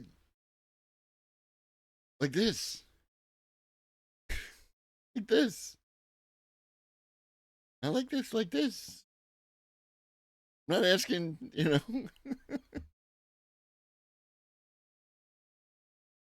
Yeah, and you want that instead of the Borg? That's a lot to ask. Set on fire. Let's see what happens when we do soul jump with set on fire. And I have an image of myself that I'll drag and drop in here, and I'll do a similar prompt to what we saw in their demo. Mix these styles together. And it took probably a minute and a half or so to generate this. Let's see what we got. There's my, ooh, that's actually way cooler than I thought it was going to be. I wasn't expecting both my soul and my original body to catch on fire, but I think it's a pretty cool effect. I kind of wish just the soul coming out was on fire and my normal body, stayed normal, but I understand Van Briggs, and I'm being somewhat hyperbolic, right? Like I understand, because the vast majority of the time that I have my phone open, it's this way, right? Like I get that. But if I'm watching a video, I do, turn it sideways to get the full effect. I could probably fix that with a prompt. Okay, so I tried to get more detailed with the prompt, mix these styles together, make the soul coming out of my body be on fire while keeping the original body intact. And well, it didn't quite come out how I expected it, but this is really, really fun. I am really enjoying Higgs field and these various effects that are built into it. This is definitely a tool I'm going to be playing with a lot more myself. This week, NVIDIA sort of stealthily released a really good speech to text model, a model for transcription, and it can transcribe 60 minutes of audio in just 1 second. So you could give it a full hour-long podcast and 1 second later have a transcript with an error rate of 6.05%, meaning it's going to get roughly 6 out of every 100 words wrong on the transcription, but it's really fast and it's open source. So you don't need to pay API fees or anything like that, like you would with OpenAI's Whisper or any of the other speech to text models that are out there. The model's actually available to use over on Hugging Face. So if you don't want to download it and run it locally, you can actually play with it right now. I'll make sure it's linked up in the description. Now, Is Iggy still here? Probably not. Give me the link. Give me the link. Because I know that Iggy was looking for some, I believe it was transcription software. Sorry, I look out for people.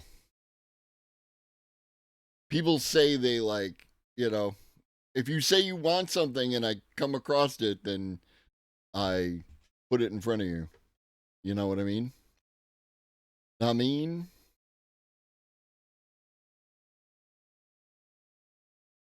I don't really have a lot of audio files on my computer to test, but I do have a podcast that I generated with Notebook LM that's about 20 minutes long. So if I drag and drop this in here, we can see it's just slightly more than 18 minutes long. Let's click transcribe uploaded file here. It took 7 seconds. Okay, ready to dive in. Today we're tackling AI. Oh yeah. And we can see it transcribed that whole thing in 7 seconds. Now, it did say it can do up to 60 minutes in just 1 second, but obviously we're running this on a cloud GPU through Hugging. that was some garbage shit. Some immense fucking link. I'm trying to get just a regular small ass reasonable fucking link. YouTube. What up, Nemesis? Tortoise? For its ability to select and train voices, no text limit. Are you in Igloo's chat? Do you? Because let them know about that joint. NBA is on. Enjoy. Face, it would probably be different if you were running it locally on a really good GPU as well. But almost 20 minutes of audio in 7 seconds, still really dang impressive. And the transcription looks really clean as well. Again, something I thought a lot of people would find really helpful. If you need transcriptions, you can do it for free on Hugging Face right now within seconds. If you're a Netflix subscriber, you're getting some AI upgrades this week to your Netflix account. We can see in their press release here a new way to search. We're exploring ways to bring generative AI to our members' discovery experience, starting with a search feature on iOS that is a small opt-in beta. This will allow members to search for shows and movies using natural conversational phrases like, I want something funny and upbeat. Not really AI related, but also interesting. In the coming weeks, we'll be testing a vertical feed filled with clips of Netflix shows and movies to make... What did I say? What did I literally just say?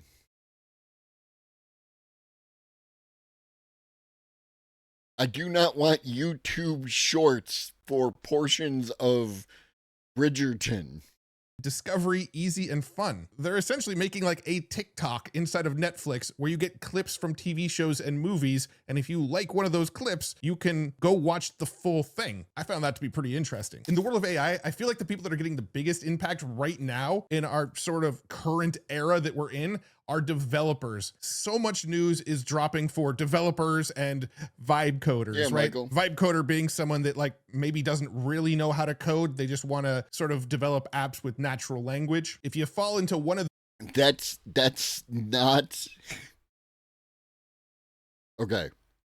So do people who don't know how to code vibe code? Yes. Right? But there is an assumption that's been happening that vibe coding is for people who don't know how to code an app. Excuse me. Right? And it's pervasive. It's fucking pervasive that people think that like the people who are vibe coding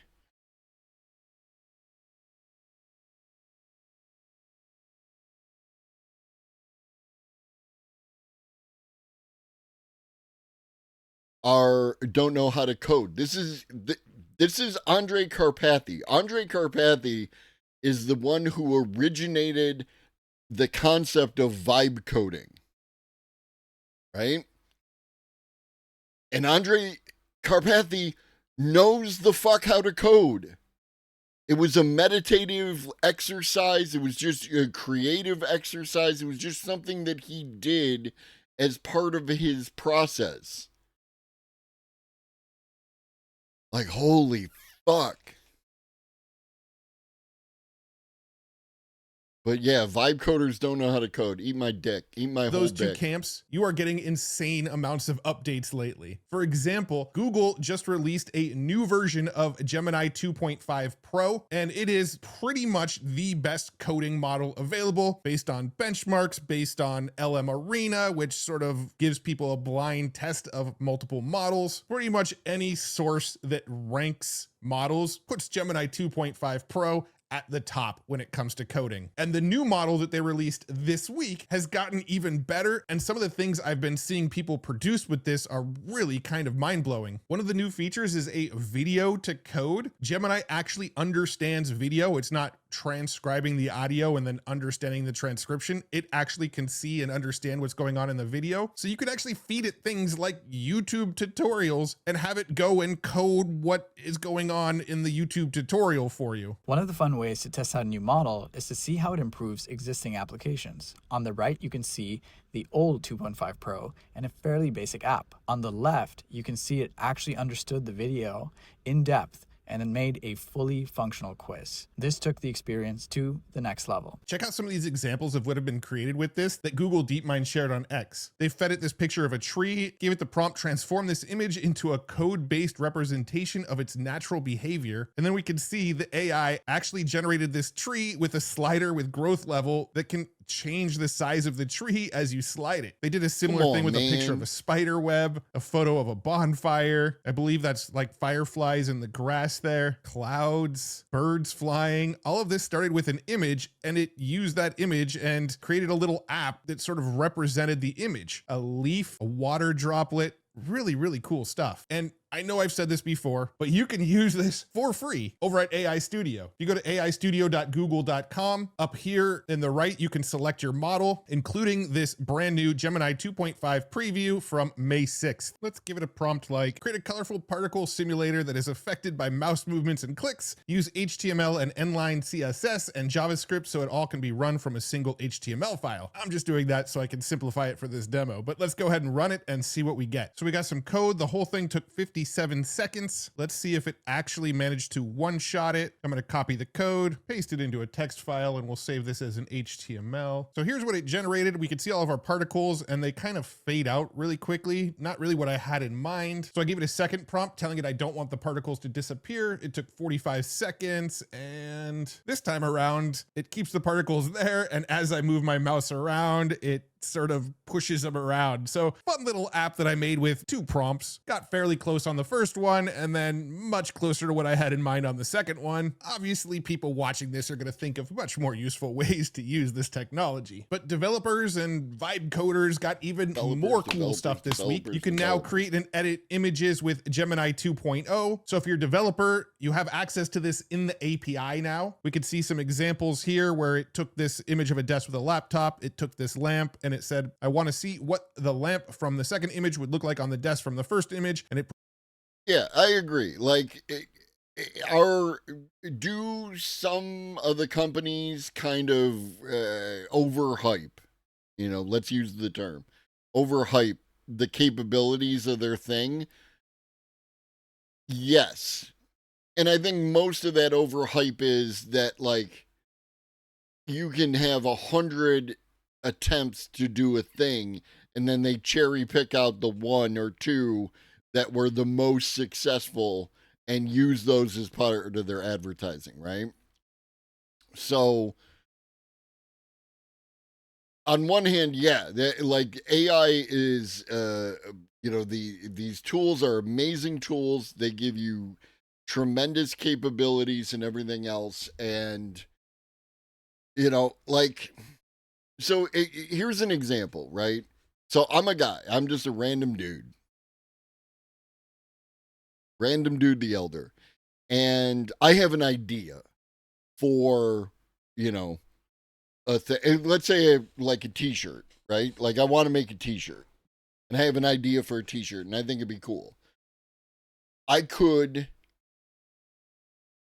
take the idea, run it through some prompts with the AI, and then upload it to, something like Redbubble, right? Like where I have, there it is. Right? My Redbubble store. There's Just Smoke the Weed Kids, right? Like, or I could learn to art at this level. Now, at this level, I don't know how long that would take. A year? That kind of thing. Everyone's mileage is going to vary based on the capabilities of them, right? Like some people are naturally better at doing art, whether it's digital or by hand or what have you. And like to draw this little cartoon figure, could come relatively easy to them. They could maybe learn to art at this level in like a month or whatever.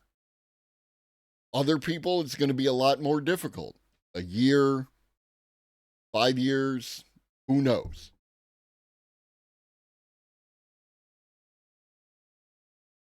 Being able to create this in a short amount of time and get it up there versus learning to do it, or the tertiary option, I pay someone to create this, right? And based on my own experience with some of the emotes,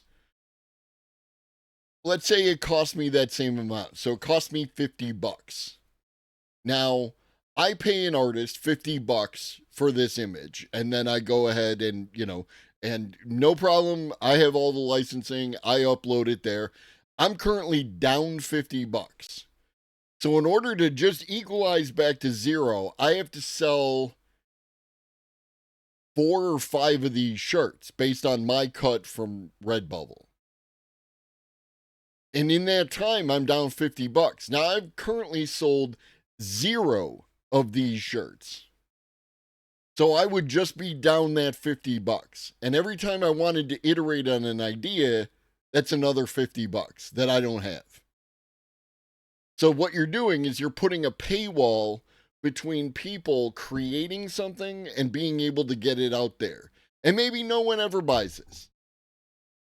I'm out nothing. I'm out a, whatever it cost me in time, which wasn't, onerous, and because I can do other things while the process is resolving. I think it's cool. I think it looks good on a shirt, right? People said they wanted a Just Smoke the Weed Kid shirt. Had that sticker on the back of my phone. There we go. So I guess I did sell stickers, right? I did sell stickers. This shirt is $25.99 for this particular shirt. I'm not sure if that's the least expensive of them. They vary in price. The premium shirt is $35.22. The essential shirt is $22.09. Stickers are available from $2.08, $1.94. So yeah, I do sell the most stickers out of all the products, and that's cool, right? Because I love stickers. I've gotten stickers from people. I got stickers right here, right? Just chilling from the Rainbow Passage. Can't really see that. Right? I like stickers. And yet, $2 you get a nifty sticker, and like Kensai, he's got the sticker on the back of their phone. To me, that's a W. That's a fucking W right there. You know what I mean?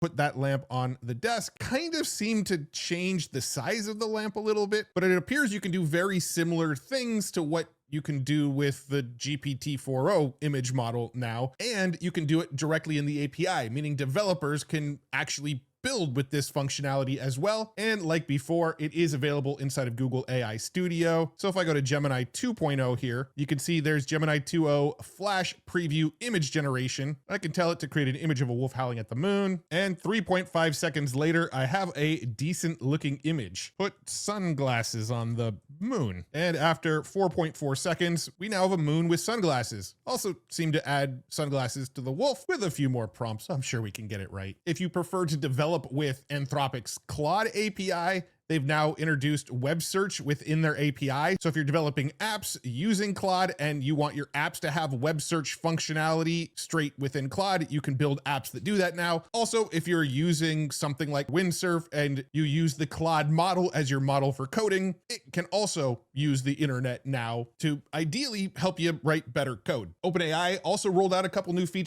That is one question that I have is Windsurf going to maintain the choice of different models now that they're bought by OpenAI, or are they just going to be the OpenAI models? I'm not sure where we are on that yet. For coders this week, you can now connect GitHub repositories to deep research in ChatGPT. So inside of ChatGPT, if you go up to your settings under connected apps, you have the ability to connect GitHub. And once it's connected, if you select deep research, you get a drop down that gives you the option to connect to GitHub. This seems really handy because if you're pushing your own apps that you're building over to GitHub, you can attach the entire context of the whole app that you've built using this GitHub GitHub connection. Or if you're trying to model another app that's already on GitHub, you can pull information from those other GitHub repositories and use that as context when chatting with ChatGPT. So a really handy feature, quite honestly, for developers. OpenAI is also rolling out what they're calling reinforcement fine-tuning. So you can actually fine-tune your own model on your own domain knowledge. I believe the way this works is that you can ask a question, it gives you a response, and then you sort of rank the response, and over time it gets more and more dialed in towards the types of responses that you want it to give. And this again is designed for developers. I haven't played with it myself yet, but it's basically attaching reinforcement learning on top of the model so that you can reward it for the responses that it does well and penalize it for the responses it doesn't do well. And ideally it tunes in on exactly the types of responses you expect from it. If you develop with Windsurf, this week they had a massive update with Windsurf Wave 8, and they've been rolling out tons of new features like Windsurf Reviews that can review pull requests from GitHub. You can give it extra knowledge, including knowledge from Google Docs. You can give it API documentation from some of the APIs you're working with, and it will understand those documentations. You can share conversations. It's got a Teams deploy feature, updated analytics, and they're seemingly rolling out new features almost every day with this Wave 8 instead of pushing out all the features at once. And since we're talking about Windsurf and we were just talking about OpenAI, well, it appears that OpenAI has reached an agreement to actually purchase Windsurf for $3 billion. We actually talked about this in last week's episode, that OpenAI was interested in buying Windsurf. Well, according to Bloomberg, it looks like things are getting finalized and OpenAI is actually buying Windsurf. I saw a comment on X the other day that said, it's interesting that OpenAI is buying Windsurf if they believe AGI is really close, where you can just say, go build this thing for me, and it comes back and gives you the thing it built. Why would it be buying an IDE like Windsurf? So maybe AGI isn't as close as OpenAI has been implying that it is over the last couple of years. Just something interesting to think about. Windsurf is my coding platform of choice. I really enjoy working with Windsurf. Cursor is very similar, but I feel like Windsurf's feature set is just slightly better at the moment, and probably going to get a lot better, a lot faster with quite a bit of money behind them. And talking about AI vibe coding platforms, it appears that Apple and Anthropic want to get in on that game as well, and they're going to be teaming up to build their own vibe coding platform. It's going to be a new version of Xcode, which is Apple's programming software for, developing Apple products. It's going to integrate the Claude Sonnet model, and we don't know a ton more about this. This is crazy. Here's my number. Call me maybe. Thank you for the follow. Yeah, Mistral AI released a new AI model this week that is very inexpensive to use if you're using their API, also for developers, but it's 40 cents per million input tokens and $2 per million output tokens. That falls roughly around the same price that GPT 4.1 mini cost to use. I think, Raza, well, let me read the entirety of your statement before I respond. The value of art has always been a precarious financial subject. It's subjective and arbitrary at the same time. I love art, but its value is something I would never want to decide. Comics are art to me, with pages and pages of someone's blood and sweat, but they print as many copies as they want. This comic is worth $5,000. This one is $3. Art is hard to determine where it lands in all this for sure. And whenever you're tagging the idea of art next to the idea of money, art has a tendency to become a product, right? Because if I'm exchanging my art for money, then it's a product, right? And this is one of the reasons I stopped doing consignments. No, not consignments. What's the fucking word? I stopped doing it, right? Like I stopped taking it. I will make art and then you can buy it. But if you want something in particular, I'm not your guy. You are going to frustrate me. I am going to frustrate you. We are not going to have a good time. It's better that we don't do it. Commissions. Thank you. We're at the end of my streaming of today, right? Brain no worky good at this time. So within that context, I don't want to do that. You know what I mean? I just want to make art, right? And under ideal conditions, I would want to make art, and then you just take the art that you like, right? I would have the art, and it would be in a place where you could come get it, and then you come get it, and you fuck off with it, and I will go back to making art. And it's only because I am stuck in the same capitalist meta that everyone else is that, and sometimes, again, like I made this and no one has ever bought it. People look at it. Some people think it's really fucking cool. Nobody has bought it. And at the same time, I've sold a 4x3 canvas for $500. I don't know. I just like to make stuff. You know what I mean? I don't want to make product.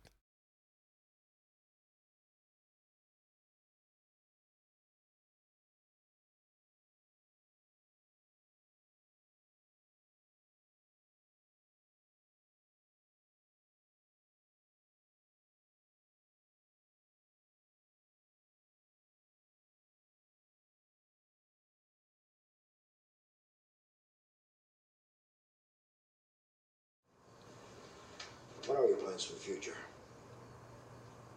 Spend as much time possible with Diane. Jesus Christ.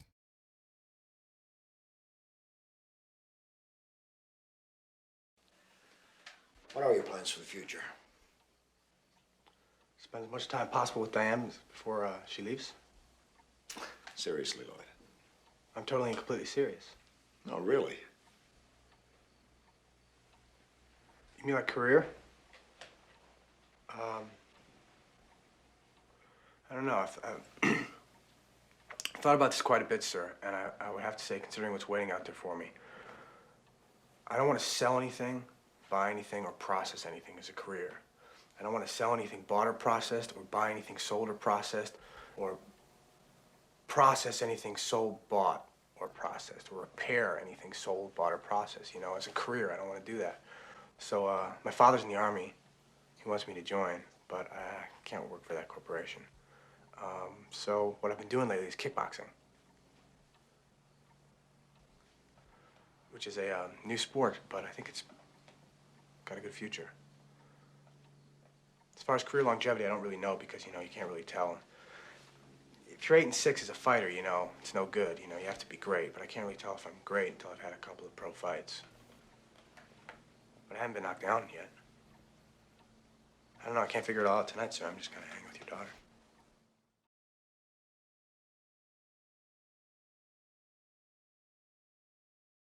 That. What up, bro? GPT 4.1 is actually $2 per million input tokens and $8 per million output tokens. But if we look at the benchmarks, it seems to do really well on code, instruction following, math, knowledge, long context, all of this stuff. It's pretty comparable to Llama 4 Maverick, GPT 4o. Right, Michael. Like it's there, there are some really challenging coding languages to learn and that are out there to make stuff out of, and great, right? And some people are really good at them. But then they make stuff like, visual code, right? Like where you're using blocks to represent shit, and all that kind of stuff. And it's to make it to lower the barrier for entry. And yeah, it's also like they're looking to, make it so that they don't have to pay coders at their wage and everything else. But then let's just get to the fucking point and argue about UBI and that kind of shit, as opposed to like defending everyone's little fucking chunk of capitalism. Grosse Pointe Blank is amazing. I love that fucking movie. You want to talk shop? Fucking great. Claude Sonnet 3.7, and to me seems pretty in line with the pricing you'd expect from similar spec models. This was also some pretty big news this week. OpenAI, who was planning on becoming a for-profit company, decided. And shout out John Cusack for not turning into a piece of shit like a lot of these dudes have. If you, John Cusack is an oasis on Twitter, right? Like, he's a righteous dude. That they're no longer going to fight to become a for-profit company. Instead, they're going to be a public benefit corporation. This is the same style of company that Anthropic and XAI both are. So the OpenAI structure is kind of weird. You have OpenAI nonprofit oversees a for-profit company, and that nonprofit that oversaw the for-profit was capped on how much money it can make because of its nonprofit status, essentially. Well, by changing it to a public benefit corporation, the potential profit of the sort of overseeing arm of OpenAI now doesn't have a cap on how much profit they can produce. Some see this as a win for Elon Musk because he was kind of fighting to keep them from turning into a for-profit company, but Elon claims this doesn't change anything. They now have the ability to make a lot more profits, and to me, it all still feels very convoluted and confusing. Welcome in, Your Holiness. And finally, this week, Amazon introduced Vulcan, its first robot with a sense of touch. Because it has a sense of touch, it knows how much it can sort of clamp down on an actual product that it's picking up, with the idea being that these robots can help pick and autonomously do a lot of the packaging and things like that in the Amazon warehouses. Theoretically, it won't break the things it picks up because of that sense of touch. It will know how hard it can squeeze and pick things up. So it'll be more gentle with, I guess, glass or breakable things, and maybe squeeze a little bit harder on heavier things that are less breakable. But it seems like some interesting technology that will, I guess, speed up the processing of packages inside of the Amazon warehouses. Anyway, that's what I got for you today. I hope you enjoyed this video. Again, I'm kind of testing some new stuff here. I sort of changed around the order of the news to try to share the things I thought would be the most impactful and helpful to people at the beginning, and cut out a lot of the sort of fluff news. Ideally, just giving you the really interesting stuff that you came to see. There are definitely AI news items that I left out. There are every single week, but you can find anything that you missed in these videos over on futuretools.io. Click up on the AI news page and you'll see all of the AI news that happened this week. Future Tools is also the site where I curate all of the coolest AI tools that I come across. New tools are being added every single day as I discover them. And I also have a free... Future Tools is a good resource, and he's got the free newsletter, and he's also... these selections up here, one of them you can pick is free, right? So, if you're looking for the stuff that you can use at no cost, Matt does have your back on that. Newsletter over here, where just twice a week I'll share just the most important news and the coolest tools that I come across. It's totally free, and if you sign up today, you'll get free access to the AI income database, a database of interesting ways to make side income using various AI tools. Again, all free over at futuretools.io. And if you like this video, you want to stay looped in on all the latest AI news and all of the coolest AI tools and see them put to the test, make sure you like this video and subscribe to this channel. I'll make sure more stuff like this shows up in your YouTube feed. Really appreciate everybody tuning in today, and hopefully I'll see you in the next one. Make sure to subscribe to Matt Wolf. Bye-bye. Thanks, Matt.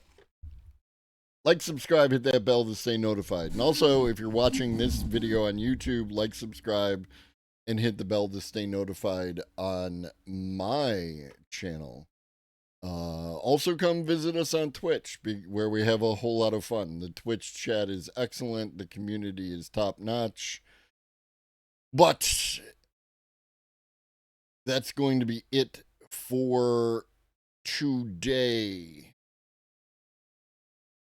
Who up microwaving their cheesecake? There's a lot of people on right now. There's a lot of people on right now.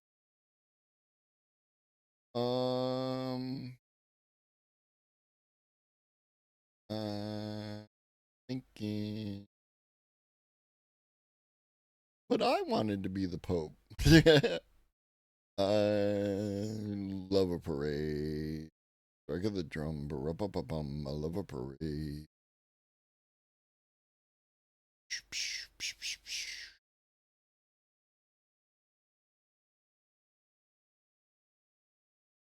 let us. All right. Let's read Astro Canuck. Astro Canuck is excellent. They're great. Stick around for the raid. You know how this works. Make me look like big, strong streamer. Hopefully get more people in the channel. I will be back. I don't know which day. Either tomorrow or Sunday to do the... I got to do a 2-hour mushroom adventure video. So I'll be around to do that. Otherwise, I'll be back Monday morning. And I don't have to drive anywhere, so we might be starting. We'll definitely be starting earlier than 11. Could be as early as like 9. Be flexible. Keep your notifications on. That kind of thing. And then I'll be back at 5 p.m. in the evening. And also, like, as I go and I transition into working a new job, we're going to have to figure out the new schedule. So I appreciate all of you, sticking with me through this. And in the meantime, drink your water, eat some food, take your meds if you've forgotten. Always remember that Chuggy loves you. So do I. Be great. Have fun.